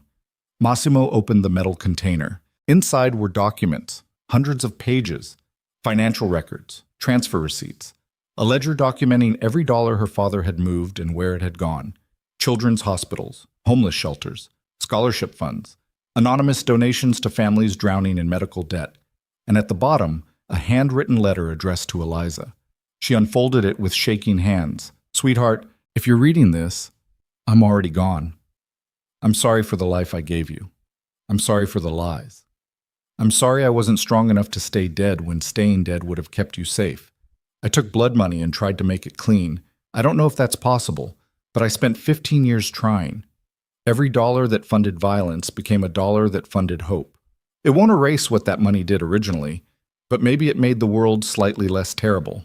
The records in this box will make you a target, but they'll also make you powerful. Use them wisely, trust no one, and live the life I couldn't give you. I love you. I always have. Dad.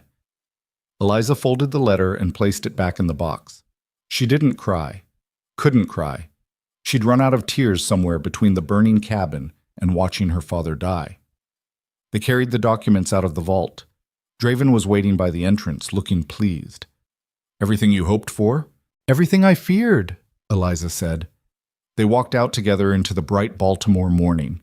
Somewhere in the city, Luca DeLuca was still imprisoned. Somewhere else, Mercer was recovering from his gunshot wound and planning his next move. And somewhere far away, organizations who had spent 15 years chasing phantoms were about to discover the truth. Draven led them to a black SUV parked in a loading zone. My people will make copies. You'll receive digital backups within the hour. After that, we part ways and pretend this alliance never happened. And Luca? Massimo's voice was hollow. Already arranged. He'll be released at the waterfront in 2 hours. Alive, traumatized, but breathing. Draven opened the SUV's door. Consider it a gesture of goodwill. Goodwill. Massimo's laugh was bitter. Is that what we're calling this? We're calling it survival. Draven climbed into the vehicle. Which is more than most people get in our world. The SUV pulled away. Massimo and Eliza stood on the sidewalk, holding documents that proved her father had tried to do something good in a life built on terrible things. What now? Eliza asked. Now we collect my brother, and then we figure out how to disappear before everyone realizes we're still a problem. Massimo started walking toward the waterfront. Stay close. This isn't over yet. But Eliza knew the truth. It would never be over. Not really. She had crossed too many lines, seen too much, become something she couldn't uncross or unsee or unbecome. The waitress from Blackwater City was dead, buried in the same grave as her father and the innocent girl she used to be. What walked beside Massimo DeLuca toward the waterfront wasn't Eliza Vale anymore. It was something new, something harder, something that had learned to pull the trigger first and apologize to ghosts later. And that terrified her more than anything else that had happened in the past 3 days. The waterfront smelled like dead fish and diesel fuel. Gray water lapped against rotting pilings, while seagulls screamed overhead. Massimo checked his watch, for the third time in 5 minutes. He should be here by now. Eliza scanned the industrial docks stretching in both directions. Empty shipping containers stacked like rusted monuments. Abandoned warehouses with broken windows. The kind of place where people disappeared and nobody looked too hard for answers. Maybe Draven lied. He didn't lie. Massimo's jaw was tight. Lying would be simpler. This is something worse. A black van appeared at the far end of the dock. It drove slowly, deliberately, like it had all the time in the world. Massimo's hand moved to his weapon. Stay behind me. The van stopped 50 feet away. The side door slid open. 2 men climbed out, dragging a third between them. Even from a distance, Eliza could see Luca DeLuca was in bad shape. His face was swollen. His clothes were torn. He couldn't stand without support. The men dropped him onto the concrete and climbed back into the van. It pulled away without a word, leaving Luca crumpled on the dock. Massimo ran. Eliza followed. They reached Luca together and Massimo dropped to his knees, checking his brother's pulse, his breathing, the extent of his injuries. Luca, look at me. Luca's eyes cracked open. One was swollen shut, the other barely focused. Massimo, I'm here. You're safe now. Safe? Luca's laugh came out as a wet cough. Blood flecked his lips. Nothing's safe, they know. They all know. Know what? About the money, about the girl's father, about everything. Luca grabbed Massimo's jacket with trembling hands. Mercer didn't just work for the Russians. He worked for everyone. Chicago, Philadelphia, the Italians down south. He played every syndicate against each other for 15 years. Massimo's expression darkened.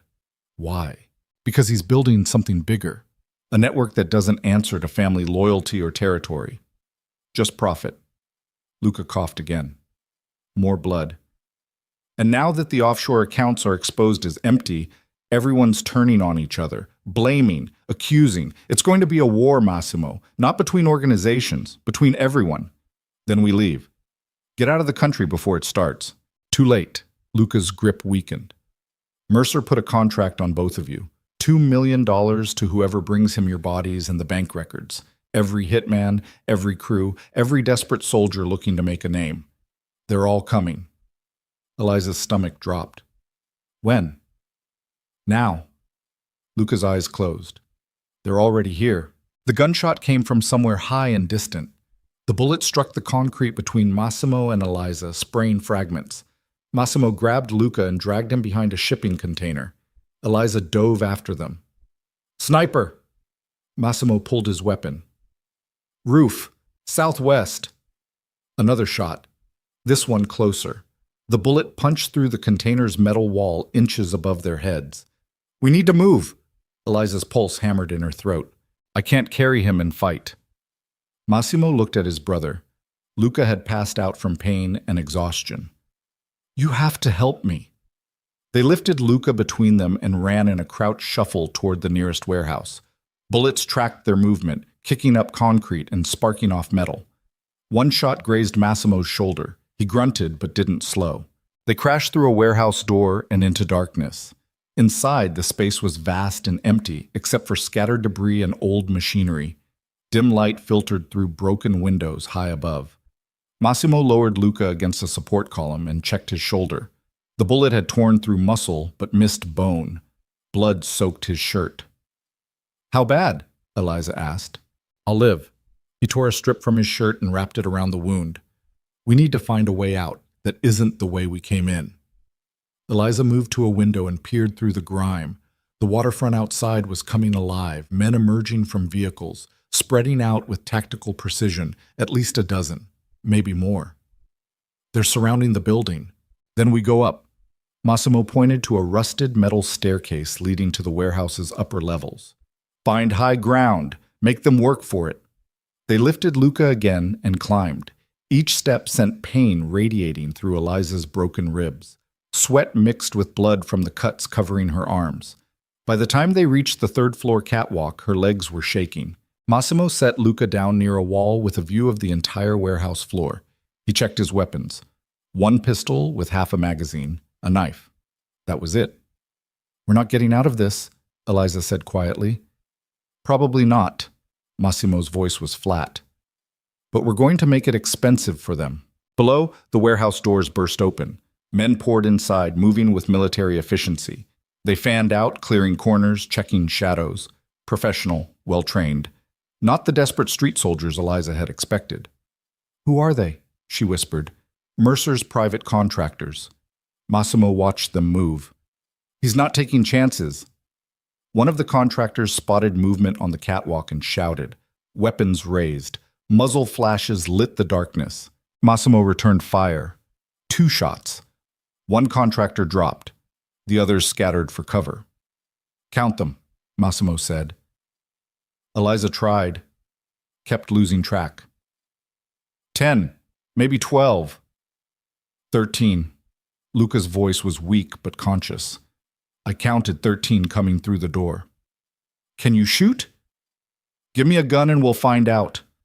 Massimo handed him the backup pistol. Luca checked it with shaking hands. 3 rounds left. "Make them count." The contractors regrouped and advanced. They moved in coordinated pairs, covering each other, using the warehouse's debris for protection. One pair reached the base of the metal staircase. Massimo leaned over the catwalk railing and fired twice. Both contractors went down, but the gunfire pinpointed their position. Bullets tore through the catwalk's metal grating.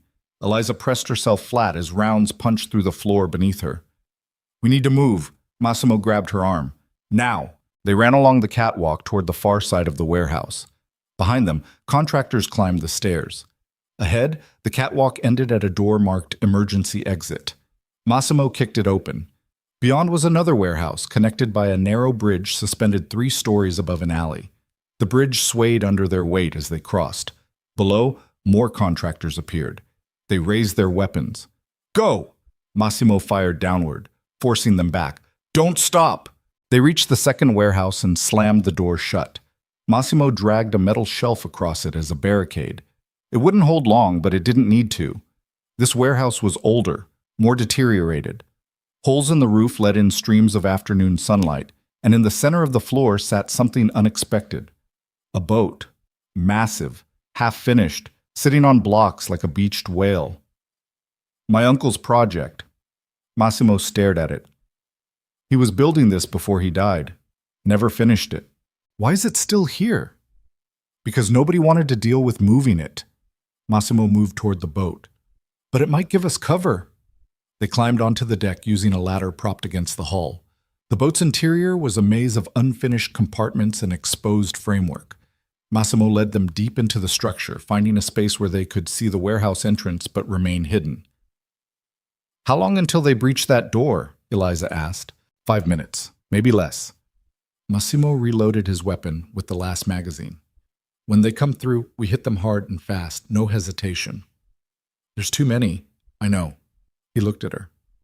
"But if we're dying today, we're taking as many of them with us as possible." Luca laughed weakly from where he sat propped against a bulkhead. Always the optimist. "Shut up and conserve your strength." The barricaded door exploded inward. Contractors poured through the opening, spreading out to search the warehouse. They moved more cautiously now. They'd lost men. They knew their targets were dangerous. Massimo waited until 6 contractors were inside before he fired. The confined space of the warehouse magnified the gunshots into thunder. 2 contractors dropped before they realized where the attack came from. The others returned fire, shredding the boat's hull with automatic weapons. Wood splintered. Metal screamed. Eliza pressed herself into the smallest space she could find while bullets tore through walls around her. "They're flanking!" Luca fired his 3 rounds at shadows moving along the warehouse's perimeter. One shadow fell. The others kept coming. Massimo threw his empty pistol aside and pulled his knife. "Get ready." "For what?" "Close quarters." The first contractor reached the boat and climbed aboard. Massimo met him at the deck's edge. The knife flashed once, twice. The contractor collapsed, clutching his throat. 2 more contractors appeared. Massimo fought like something wild and desperate. No technique, no finesse, just brutal efficiency born from a lifetime of violence. But there were too many. One contractor got past Massimo's defense and slammed a rifle stock into his wounded shoulder. Massimo went down with a roar of pain. The contractor raised his weapon. Eliza shot him. The gun in her hand kicked violently. The bullet caught the contractor in the chest. He stumbled backward and fell off the boat's deck to the warehouse floor below. She had killed someone. Again. The realization didn't hit as hard this time. Massimo struggled to his feet, his shoulder bleeding freely now. Thanks. Don't mention it. 3 more contractors climbed onto the boat. Massimo grabbed a length of pipe and swung it like a club. Bones cracked. Men screamed. But for every one they dropped, another appeared. They were being overrun. Luca fired his last round and threw the empty pistol at an approaching contractor. It bounced off the man's chest uselessly. That's it, Luca gasped. I'm done. No, you're not. Massimo pulled him upright. We're getting out of here. How? Good question. They were trapped on a boat inside a warehouse surrounded by professional killers. No ammunition, no exit, no hope. Then Eliza saw it. A chain suspended from the warehouse's ceiling crane system. It ended in a massive hook designed for lifting boat sections during construction. The chain ran along a track toward a loading door on the far wall. The crane, she said. Massimo followed her gaze. Understanding dawned. That's insane. You have a better idea? He didn't. They ran for the crane controls mounted on a platform near the boat's stern. Contractors shouted and gave chase. Massimo reached the controls first and started pressing buttons. Motors groaned to life overhead. The crane's hook began moving along its track. Grab the chain, Massimo yelled. Eliza wrapped her arms around the thick chain. Luca did the same, his face gray with pain. Massimo hit another button and the chain started lifting. They rose into the air as contractors reached the platform. Bullets whined past them. One caught Massimo's leg.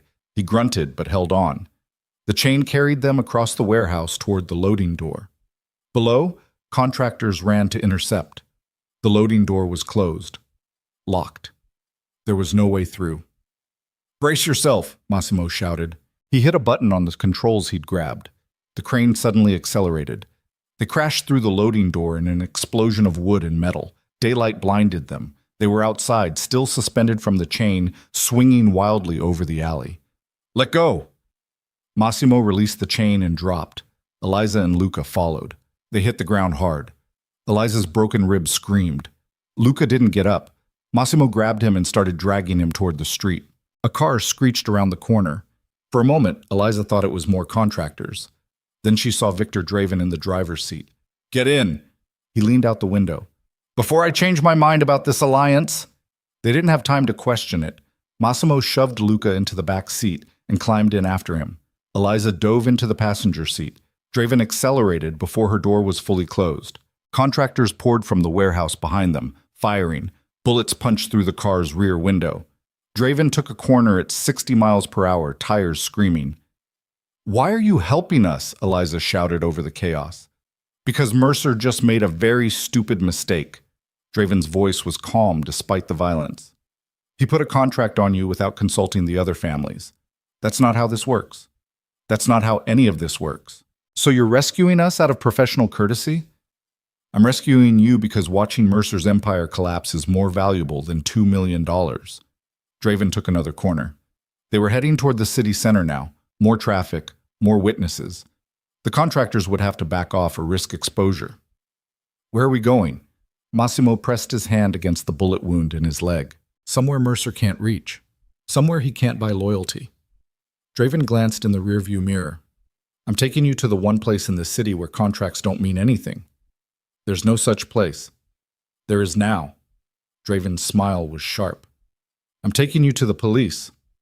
The words hung in the air like a death sentence. You're insane, Massimo said. I'm practical. Mercer wants you dead quietly. Disappearing into police custody makes that impossible. It forces him to either abandon the contract or escalate so publicly that every organization will turn against him. Draven drove through a red light. Horns blared. Sometimes the best weapon is exposure. The police will arrest us. Yes, and then I'll bail you out using lawyers so expensive they make judges nervous. You'll be front-page news, protected by the system Mercer can't openly challenge. Draven pulled into a parking garage near the central police station. It's not freedom, but it's better than dead. Eliza looked at Massimo. His shoulder and leg were bleeding. He looked exhausted, defeated, but alive. He's right, she said quietly. We don't have another play. Massimo stared at the police station visible through the garage's entrance. Everything he had spent his life building was based on staying invisible, operating in the shadows where official oversight couldn't reach. Walking into that building meant surrendering control. "Do it," Luca whispered from the back seat. "I'm dying, Massimo. I need doctors, real ones, not the kind we can bribe for silence." That decided it. They climbed out of the car. Draven stayed behind the wheel. "I'll have my lawyers there within the hour. Don't say anything until they arrive. Not a word." "Why are you doing this?" Eliza asked. "Because the rules are changing, the old power structures are collapsing, and I'd rather be on the winning side when the dust settles." Draven's expression was unreadable. "You survived when you shouldn't have. That makes you either very lucky or very dangerous. Either way, you're worth investing in." He drove away, leaving them standing in the garage. Massimo pulled Luca's arm over his shoulder. "Let's get this over with." They walked into the police station looking like refugees from a war zone. Blood-soaked, battered, armed. The desk sergeant's hand moved to his weapon the moment they entered. "Don't move!" "We're not armed," Massimo lied. He carefully set his knife on the desk. "We're here to report a crime." Within seconds, they were surrounded by officers with weapons drawn. Someone shouted orders. Hands grabbed Eliza and forced her face first against the wall. Cold metal cuffs bit into her wrists. "Eliza Vale, you're under arrest for—" The officer paused. "What exactly are we arresting her for?" "Everything," another officer said. "I've got warrants from 3 jurisdictions: theft, assault, murder." Murder. The word echoed in Eliza's head as they dragged her toward holding cells. She caught a glimpse of Massimo being handcuffed and searched. Luca being loaded onto a stretcher by paramedics who looked horrified by his condition. They separated them. Eliza ended up in a bare interview room with fluorescent lights and a metal table. Hours passed. Nobody spoke to her. Nobody offered food or water or medical attention. She sat in the uncomfortable chair and watched the clock on the wall tick forward. Each minute felt like an eternity. Finally, the door opened. A detective entered. Middle-aged, gray hair, eyes that had seen too much. "Miss Vale, I'm Detective Morris. We need to talk." "I want a lawyer." "Your lawyer is in the building. Very expensive lawyer, the kind that makes captains nervous." Morris sat across from her. "But before he gets here, I want to know one thing. Are you being held against your will by Massimo De Luca?" "No." "Because if you are, we can protect you. Witness protection, new identity, the whole program." "I'm not a victim." Morris studied her face. "You look like a victim." "Looks can be deceiving." Eliza met his eyes without flinching. "I'm exactly where I chose to be." "Then you're either brave or stupid." "Probably both." The door opened again. A man in a suit that cost more than Eliza's entire education entered.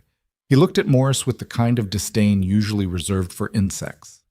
"My client won't be answering any questions. If you have charges, file them. If not, release her." Morris stood.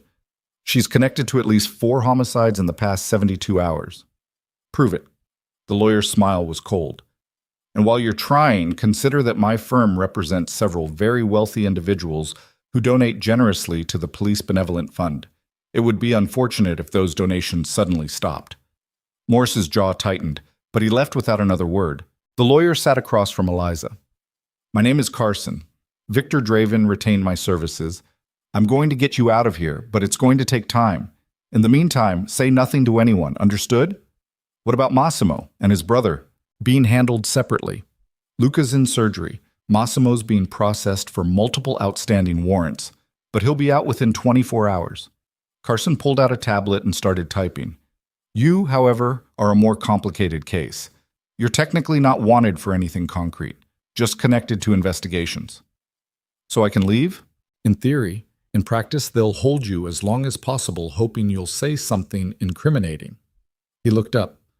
"How much illegal activity have you been involved in during the past 3 days?" Eliza thought about the stolen cars, the break-in at the bank, the people she'd killed. "Enough. Then we'll need to get creative." Carson left. Hours passed. Eliza dozed in the chair, too exhausted to stay awake. When she woke, the clock showed it was after midnight. She'd been in the station for almost 12 hours. The door opened. Not Carson this time. Not Morris. Gideon Mercer. His arm was in a sling from the bullet wound. His expensive suit was wrinkled. He looked older than he had in the warehouse. Tired, but still dangerous. "Hello, Miss Vale." He closed the door behind him. "We need to have a conversation." Eliza's pulse spiked. "How did you get in here?" "I have friends everywhere, including this police station." He sat down slowly, favoring his wounded shoulder. "The question isn't how I got in. It's whether you're smart enough to listen to what I'm about to offer. I'm not interested in anything you're selling, not even your life." Mercer leaned forward. "Because right now, you're sitting in a police station surrounded by officers who would happily look the other way while I walk you out a side entrance to a waiting car. Nobody would ever see you again. My lawyer is being delayed by a very convenient traffic accident. He won't arrive for at least another hour." Mercer's smile was thin. "Plenty of time for us to conclude our business." Eliza's hand moved to her pocket. Empty.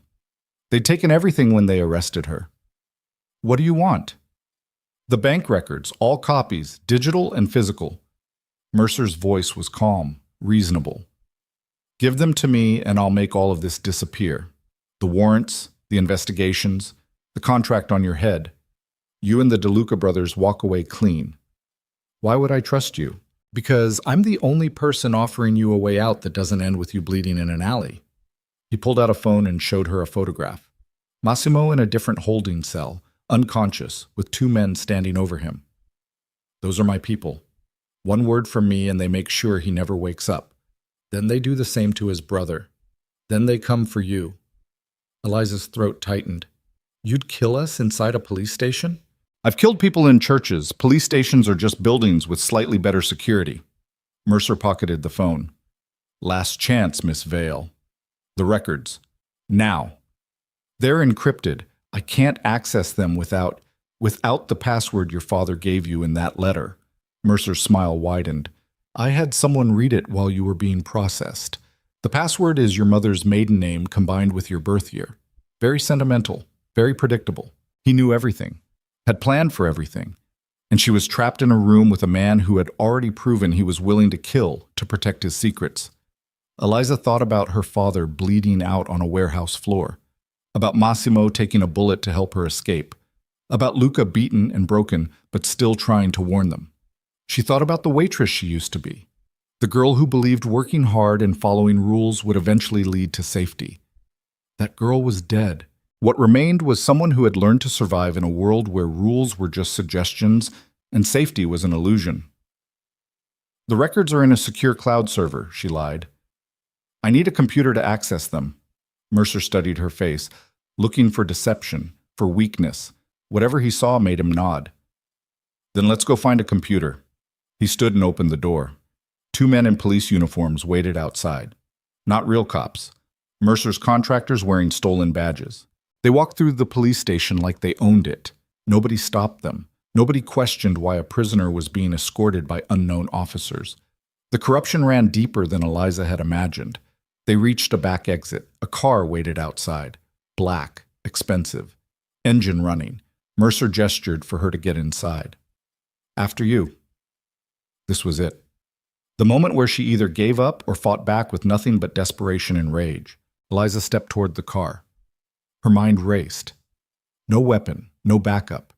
No plan except to stall and hope something changed. Then the car's window exploded inward. The driver slumped forward, dead.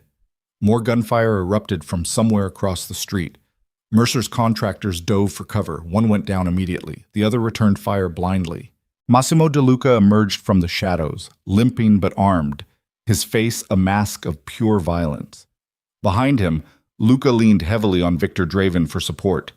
"Get down!" Massimo fired twice. Both fake cops dropped. Mercer grabbed Eliza and used her as a shield, his good arm wrapped around her throat. "Don't move or I snap her neck." Massimo's weapon didn't waver. "Let her go." "I don't think so." Mercer backed toward the car, dragging Eliza with him. "She's my insurance policy now. Lower your weapon or—" Eliza drove her elbow backward into his wounded shoulder. Mercer screamed and his grip loosened. She dropped and rolled away. Massimo fired. The bullet caught Mercer in the chest. He stumbled backward against the car, eyes wide with shock. His mouth worked, but no sound came out. He slid down the car's side and collapsed onto the pavement. Blood pooled beneath him. His eyes stared at nothing. Gideon Mercer was dead. Massimo grabbed Eliza's hand and pulled her toward another vehicle. Move! They ran through the parking lot as alarms blared inside the police station. Real cops would respond soon. They had maybe seconds before this entire area became a war zone. Draven had a van waiting. They piled inside and he accelerated hard, tires screaming. Behind them, officers poured from the station entrance, weapons drawn, shouting orders nobody could hear over the chaos. Where are we going? Eliza gasped. Airport. Draven took a corner too fast. I have a plane fueled and ready. You're leaving the country. Tonight. We can't just... You don't have a choice. Draven's voice was sharp. Mercer's dead. His organization is going to collapse, but not before they try to tie up loose ends. That means you, all of you. Massimo checked his weapon. Where's the plane going? Wherever you want. I have connections in 15 countries. Pick one and disappear. They drove through the city at dangerous speeds, weaving through traffic and running red lights. Behind them, police sirens wailed. Ahead, the airport lights glowed in the darkness. Draven pulled into a private hangar on the airport's far side. A small jet sat on the tarmac, engines already running. A pilot waited by the stairs. That's your ride. Draven killed the engine. Go now, before someone realizes what's happening. They climbed out. Luca could barely walk. Massimo had to support him. Eliza's entire body hurt, but she forced herself to move. At the plane's stairs, Massimo turned back to Draven. Why did you do all this? Because the world's changing, and I'm betting on the people who survive change instead of the ones who try to stop it. Draven smiled. Besides, you owe me now. That's worth more than money. They climbed aboard the plane. The pilot closed the door and immediately taxied toward the runway. Through the window, Eliza watched Baltimore's lights grow smaller. Inside the cabin, Luca lay across a row of seats, barely conscious. Massimo collapsed into a chair, his face gray with pain and exhaustion. Eliza sat across from him. What do we do now? We survive. Massimo's voice was hollow. That's all we've got left. The plane accelerated down the runway and lifted into the night sky. Below, the city became a grid of lights and shadows. Somewhere down there, investigations were starting. Bodies were being counted, organizations were fragmenting, and 3 people who should have died were flying toward an uncertain future with nothing but stolen documents and each other. Eliza looked at Massimo, at Luca dying slowly across the aisle, at her own blood-covered hands. She had started this week as a waitress trying to afford nursing school. She was ending it as a fugitive flying to a foreign country with a crime boss and his broken brother. The plane climbed higher. The city disappeared beneath the clouds. And Eliza closed her eyes, too exhausted to think about what came next. The plane landed in Portugal just before dawn. Eliza woke to the sound of wheels touching tarmac and the pilot's voice crackling through the intercom.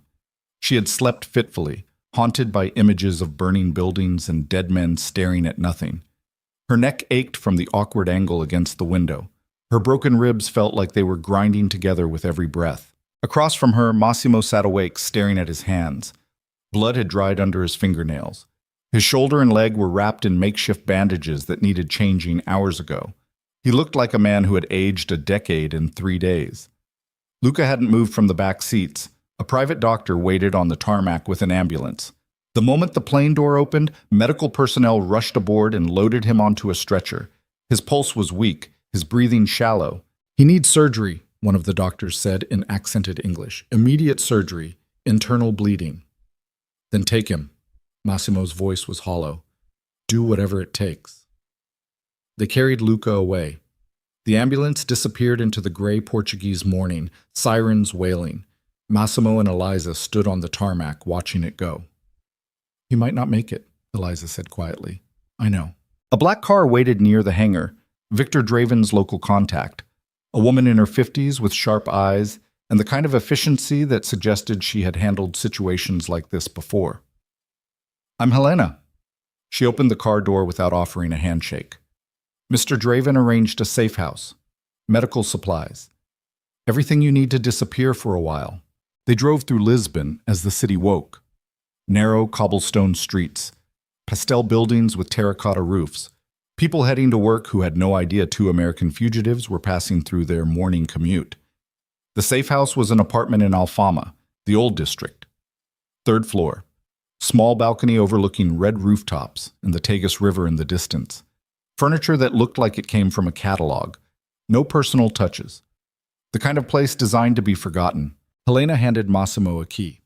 Food in the refrigerator. First aid supplies in the bathroom. Phones are clean and untraceable. Use them sparingly. She paused at the door. Mr. Draven says you have 48 hours before his network can't guarantee your safety anymore. After that, you're on your own. She left without waiting for thanks. Massimo locked the door and immediately checked every window, every exit, every possible approach. Old habits from a life spent looking over his shoulder. Eliza collapsed onto the couch. What happens now? Now we wait. Massimo moved to the bathroom. Wait for news about Luca. Wait to see if anyone followed us. Wait to figure out if we're actually safe or just delaying the inevitable.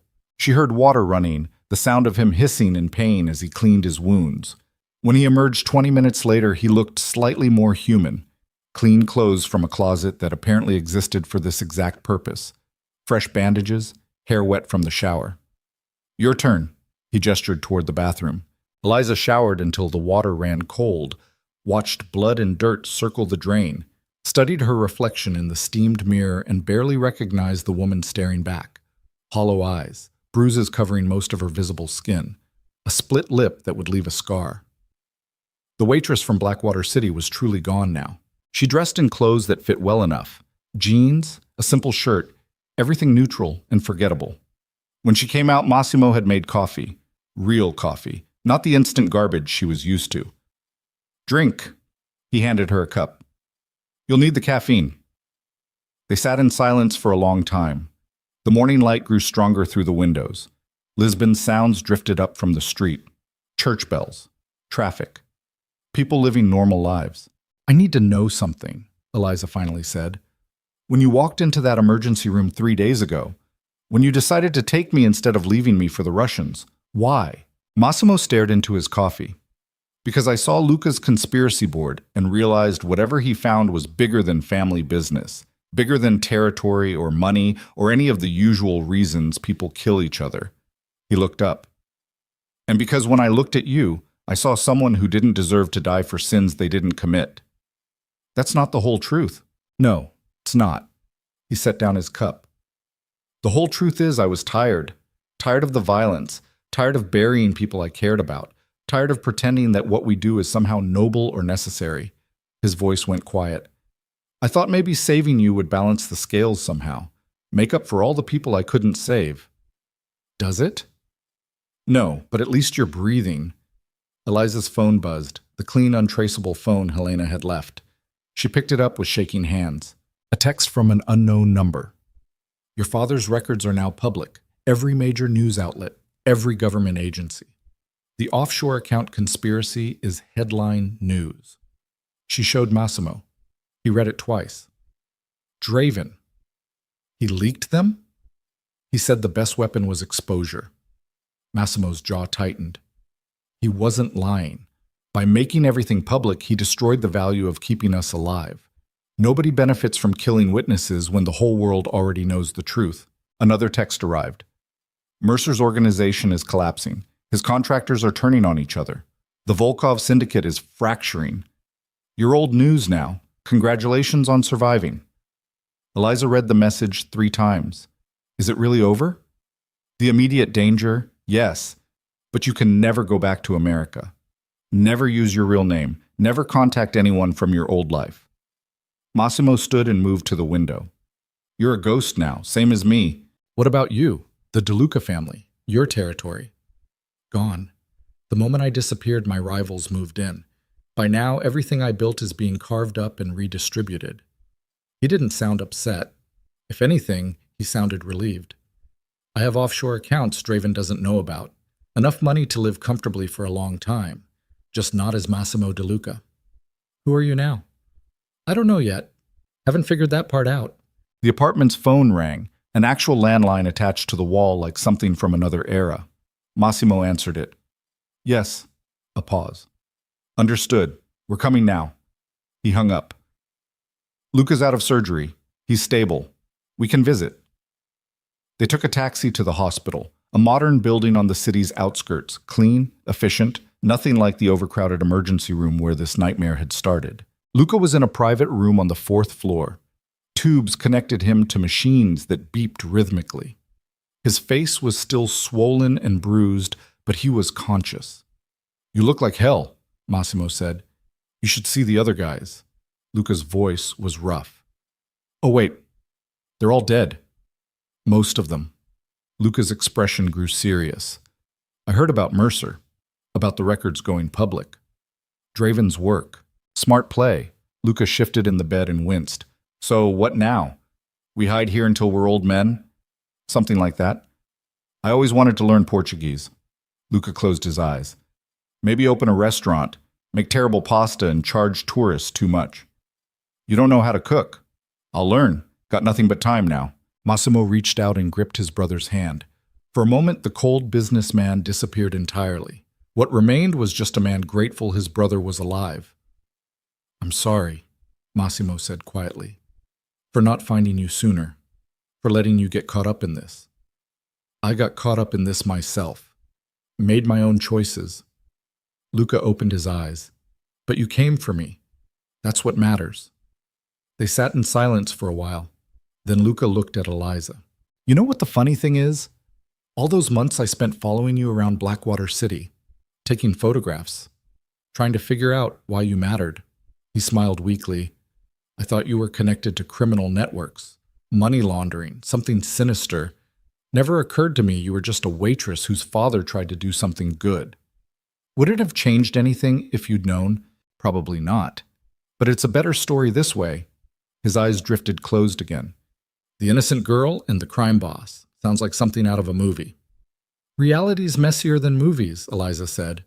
"Yeah, it usually is." A nurse appeared and politely informed them visiting hours were over. Luca needed rest. They could come back tomorrow. Outside the hospital, Massimo and Eliza stood in the parking lot as afternoon sun broke through the clouds. Portugal felt like another planet compared to Blackwater City. Warmer, slower, less sharp around the edges. "I have to ask you something," Massimo said, "and I need an honest answer. Okay? Do you blame me for pulling you into this, for everything that happened?" Eliza thought about it, really thought about it. "No, I blame the men who attacked me in that park. I blame Mercer for setting this in motion. I blame my father for thinking he could fix the world by hiding from it." She looked at Massimo. "But not you. You kept me alive when nobody else cared if I lived or died." "I cared." "I know." She surprised herself by meaning it. "And that's why I don't blame you." They walked back toward Alfama. Took the long route. Through narrow streets where laundry hung between buildings and old women sat in doorways watching the world pass. Nobody recognized them. Nobody cared who they used to be. "I need to figure out what happens next," Eliza said. "I can't just hide in that apartment forever." "What do you want to do?" She hadn't thought about it, hadn't let herself think beyond survival.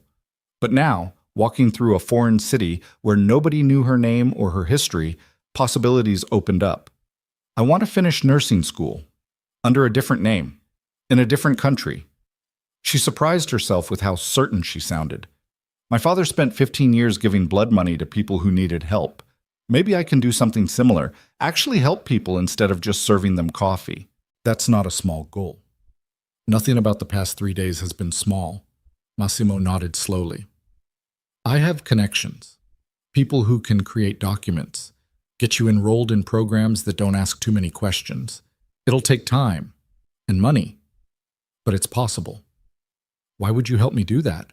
"Because you deserve a chance to become something other than a victim or a fugitive." He stopped walking and turned to face her. "And because somewhere along the way, keeping you alive became more important than anything else." The words hung between them, heavy with meaning neither of them was ready to fully examine. "I'm not looking for a relationship," Eliza said carefully. "I'm too broken for that right now." "So am I."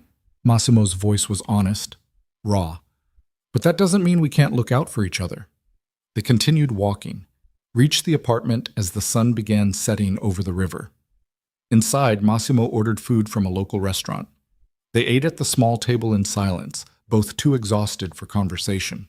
Later, as darkness fell over Lisbon, Eliza stood on the balcony and watched lights come on across the city. Somewhere out there, her father's records were being analyzed by journalists and investigators. The conspiracy he died protecting was being exposed piece by piece. His attempt to do something good with stolen money was becoming public knowledge. She pulled out her phone and composed a text to Victor Draven. "Thank you for the records going public. My father would have wanted people to know." The response came quickly. "Your father was either a saint or a fool. History will decide which. Either way, his work is done. Now focus on yours." She pocketed the phone. Draven was right. Her father's story was over. His choices made, his sacrifices complete. Now she had to figure out her own story. Massimo appeared on the balcony beside her. He didn't say anything, just stood there, looking out at the city, his shoulder touching hers in a way that felt deliberate. "When I was 12 and my father died," Eliza said quietly, "I promised myself I'd survive no matter what, that I'd make something of myself despite everything working against me." She paused. "I thought that meant getting a degree, a good job, a normal life. And now? Now I think survival looks different than I imagined." She turned to face him. "I think it looks like accepting you can't go back to who you were, only forward into who you're becoming. That's a hard truth to live with. All the good ones are." They stayed on the balcony until the cold drove them inside. Massimo disappeared into one of the bedrooms without saying goodnight. Eliza took the other room. The bed was comfortable, the sheets were clean, but sleep came slowly. When it finally arrived, she dreamed of her father, not bleeding out on a warehouse floor, but younger, healthier, standing in their old kitchen, teaching her how to make pancakes. In the dream, he smiled and told her she was going to be okay, that she had survived the worst of it. She woke believing him. Days passed. They fell into a strange routine. Mornings at the hospital visiting Luca, who grew stronger each day. Afternoons exploring Lisbon like tourists. Evenings in the apartment, planning their next moves. Massimo made calls to his network, arranged for new documents, set up accounts under false names, built the infrastructure for their new identities the way other people might plan a vacation. Eliza researched nursing programs in Europe, found one in Spain that accepted international students with flexible entry requirements. She applied under her new name, Sarah Mitchell, the same name from the fake ID they'd used at the bank. 2 weeks after arriving in Portugal, Luca was released from the hospital. He moved into the apartment with them, 3 fugitives sharing a small space, learning to be normal people. It didn't come naturally. Luca jumped at loud noises. Massimo checked the locks compulsively. Eliza had nightmares most nights and woke gasping for air, but slowly, incrementally, they healed. 1 month after Baltimore, Eliza received her acceptance letter from the nursing program in Madrid. She stared at the email for a long time, unable to process that it was real. "You did it," Massimo said when she showed him. "I didn't do anything. You arranged this." "I arranged the paperwork. You earned it." He smiled, genuine, the first real smile she'd seen from him. "When do you start?" 6 weeks? Then we have time to celebrate." That night they went to a restaurant in Bairro Alto, sat on a terrace overlooking the city lights, ordered wine that cost more than Eliza used to make in a week. Luca told terrible jokes. Massimo relaxed enough to laugh. Eliza felt something she hadn't experienced in months. Peace. Temporary, fragile peace, but real nonetheless. On the walk home, Massimo pulled her aside on a quiet street corner. "I need to tell you something." "Okay." "When you leave for Madrid, I'm not coming with you." The words hit harder than expected. "Why not?" "Because you need space to become who you're going to be, and I need to figure out how to be something other than what I was." His voice was steady, certain. "We can't build new lives if we're clinging to each other out of trauma. So this is goodbye?" "This is see you later." He reached into his pocket and pulled out a phone, clean, untraceable. "My number's already programmed in. If you need anything, if you're in danger, if you just want to talk, call me. And if I don't call, then I'll know you made it out, that you built something good from all this destruction." He touched her face gently. "And that'll be enough." Eliza felt tears burning her eyes. "What will you do?" "Luca wants to open that restaurant. I think I'll help him. Learn to cook. Learn to be someone who creates things instead of destroying them." He smiled sadly. "It's not much of a plan. but it's more than I had 3 months ago. They stood there on the street corner while people walked past. Two broken people who had survived the unsurvivable, who had learned to pull triggers and make impossible choices and live with consequences that would never fully fade. Thank you, Eliza said, for everything. Don't thank me. Just survive. That's all I ask. She kissed him, quick, gentle. Not the beginning of something new, but the acknowledgement of what they'd been through together. When she pulled back, his eyes were wet. Go to Madrid, he said quietly. Become the person your father wanted you to be. The person you fought so hard to become. What if I fail? Then you fail. But at least you'll fail trying. 6 weeks later, Eliza stood in a Madrid apartment that was technically hers. Small, affordable on the stipend the program provided. A view of other apartments and a narrow street where delivery trucks idled at odd hours. It was perfect. She enrolled in classes, met other students who knew nothing about her past, learned medical terminology in Spanish, and struggled through anatomy coursework that made her nursing school in America look easy. She called Massimo once a month. Short conversations about nothing important. He told her about the restaurant, how Luca was learning to make real Italian pasta, how they had hired local staff and were teaching them recipes Massimo's mother used to make. She told him about her classes, about the patients she worked with during clinical rotations, about the people she was helping. They never talked about Baltimore, never discussed the bodies they left behind or the scars they still carried. Some things were better left in the past. 1 year after the nightmare began, Eliza received a letter forwarded through Victor Draven's network. No return address, just a single sheet of paper with handwriting she didn't recognize. Miss Vale, you don't know me, but I know your father. He asked me to contact you if anything happened to him. I'm writing to let you know that before he died, he made arrangements. Scholarship funds in your name, distributed to medical students who can't afford their education. He wanted to make sure others didn't struggle the way you did. The funds are managed by a trust that can't be traced back to you. You'll never have to explain where the money came from, but hundreds of students will graduate because your father decided blood money could be transformed into something good. He was right, and you should be proud. A friend. Eliza read the letter 3 times. Then she folded it carefully and placed it in a box where she kept the few things that mattered. Her father's letter from the safe deposit box. The fake ID that had become her real identity. A photograph of her and Massimo taken in Lisbon on one of the good days. She stood at her apartment window and watched Madrid wake up. Somewhere out there, students were starting their medical education funded by money stolen from criminals and redistributed by a man who thought he could balance scales that were never meant to be balanced. Her father had been wrong about a lot of things. But maybe he'd been right about this. 2 years after Baltimore, Eliza graduated from the nursing program. Top of her class. She got job offers from 3 hospitals, chose the one that worked with underserved populations, the patients who couldn't afford private care, the ones the system had given up on. People like she used to be. On her first day, she wore a name tag that read Sarah Mitchell, RN. Nobody questioned it. Nobody knew the person she used to be or the things she'd done to survive. That night, she called Massimo. I did it, she said when he answered. I actually did it. I never doubted you would. His voice was warm, proud. How does it feel? Terrifying. And right. And like maybe everything we went through wasn't completely pointless. It wasn't pointless, you're proof of that. They talked for an hour. About the restaurant that was now successful enough to need a second location. About Luca who had met someone and was talking about settling down. About the life they'd built from the ashes of their old ones. Do you ever regret it? Eliza asked. Walking away from the DeLuca family, giving up everything. Massimo was quiet for a long time. No, what I had wasn't a life. It was just survival dressed up in expensive suits and deadly consequences. A pause. This is better, smaller, but better. I'm glad. Me too. They said goodbye.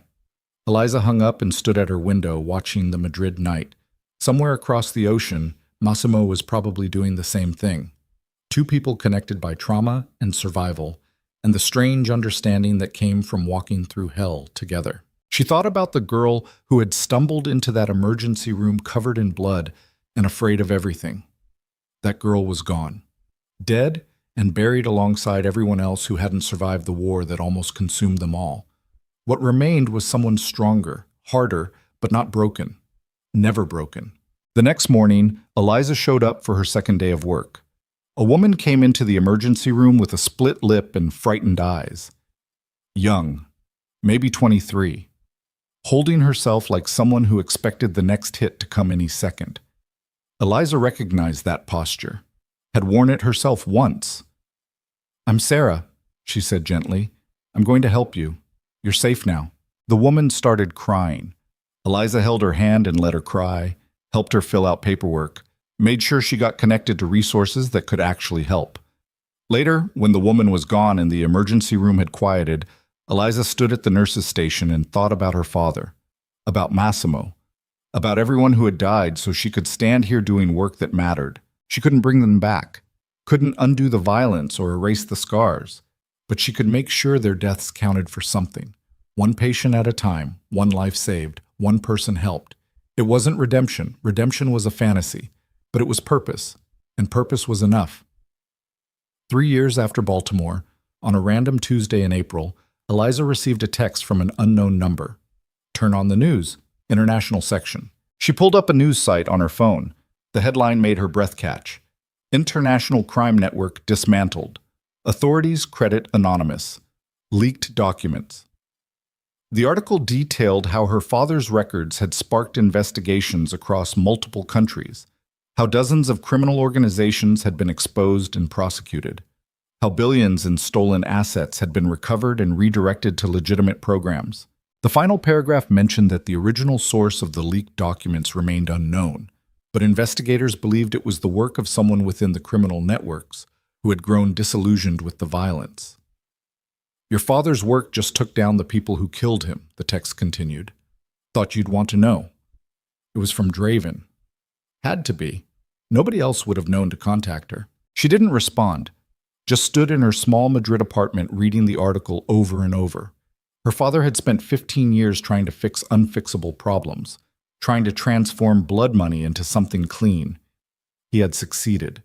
Not perfectly, not completely, but enough. Enough to matter. That evening she called Massimo, told him about the article. "Good," was all he said. "It's finally over." "Is it ever really over?" "No, but we can pretend it is. That's close enough." They talked until late into the night. About nothing important, about everything that mattered, about the life they'd built separately, and the understanding that connected them across distance and time. When she finally hung up, Eliza realized she was smiling. Actually smiling.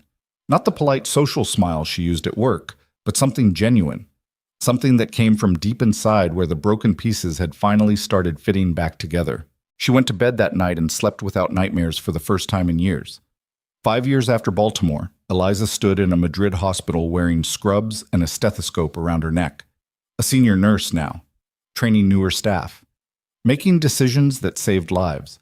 She had built something real from the wreckage, something that mattered. Her phone buzzed, a text from Massimo.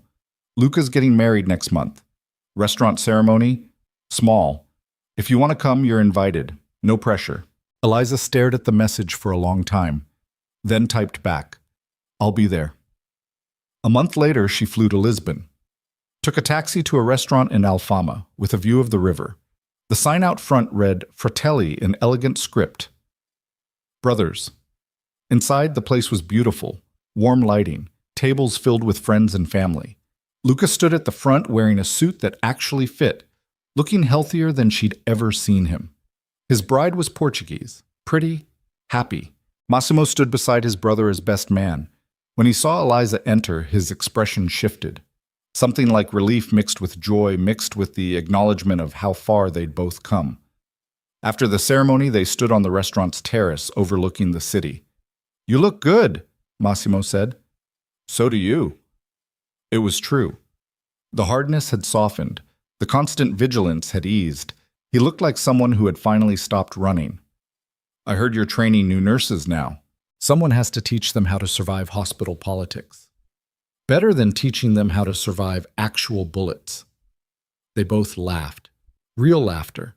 The kind that acknowledged how absurd their lives had become. "Do you ever think about that night?" Eliza asked. "The emergency room where it all started." "Every day." Massimo's voice was quiet.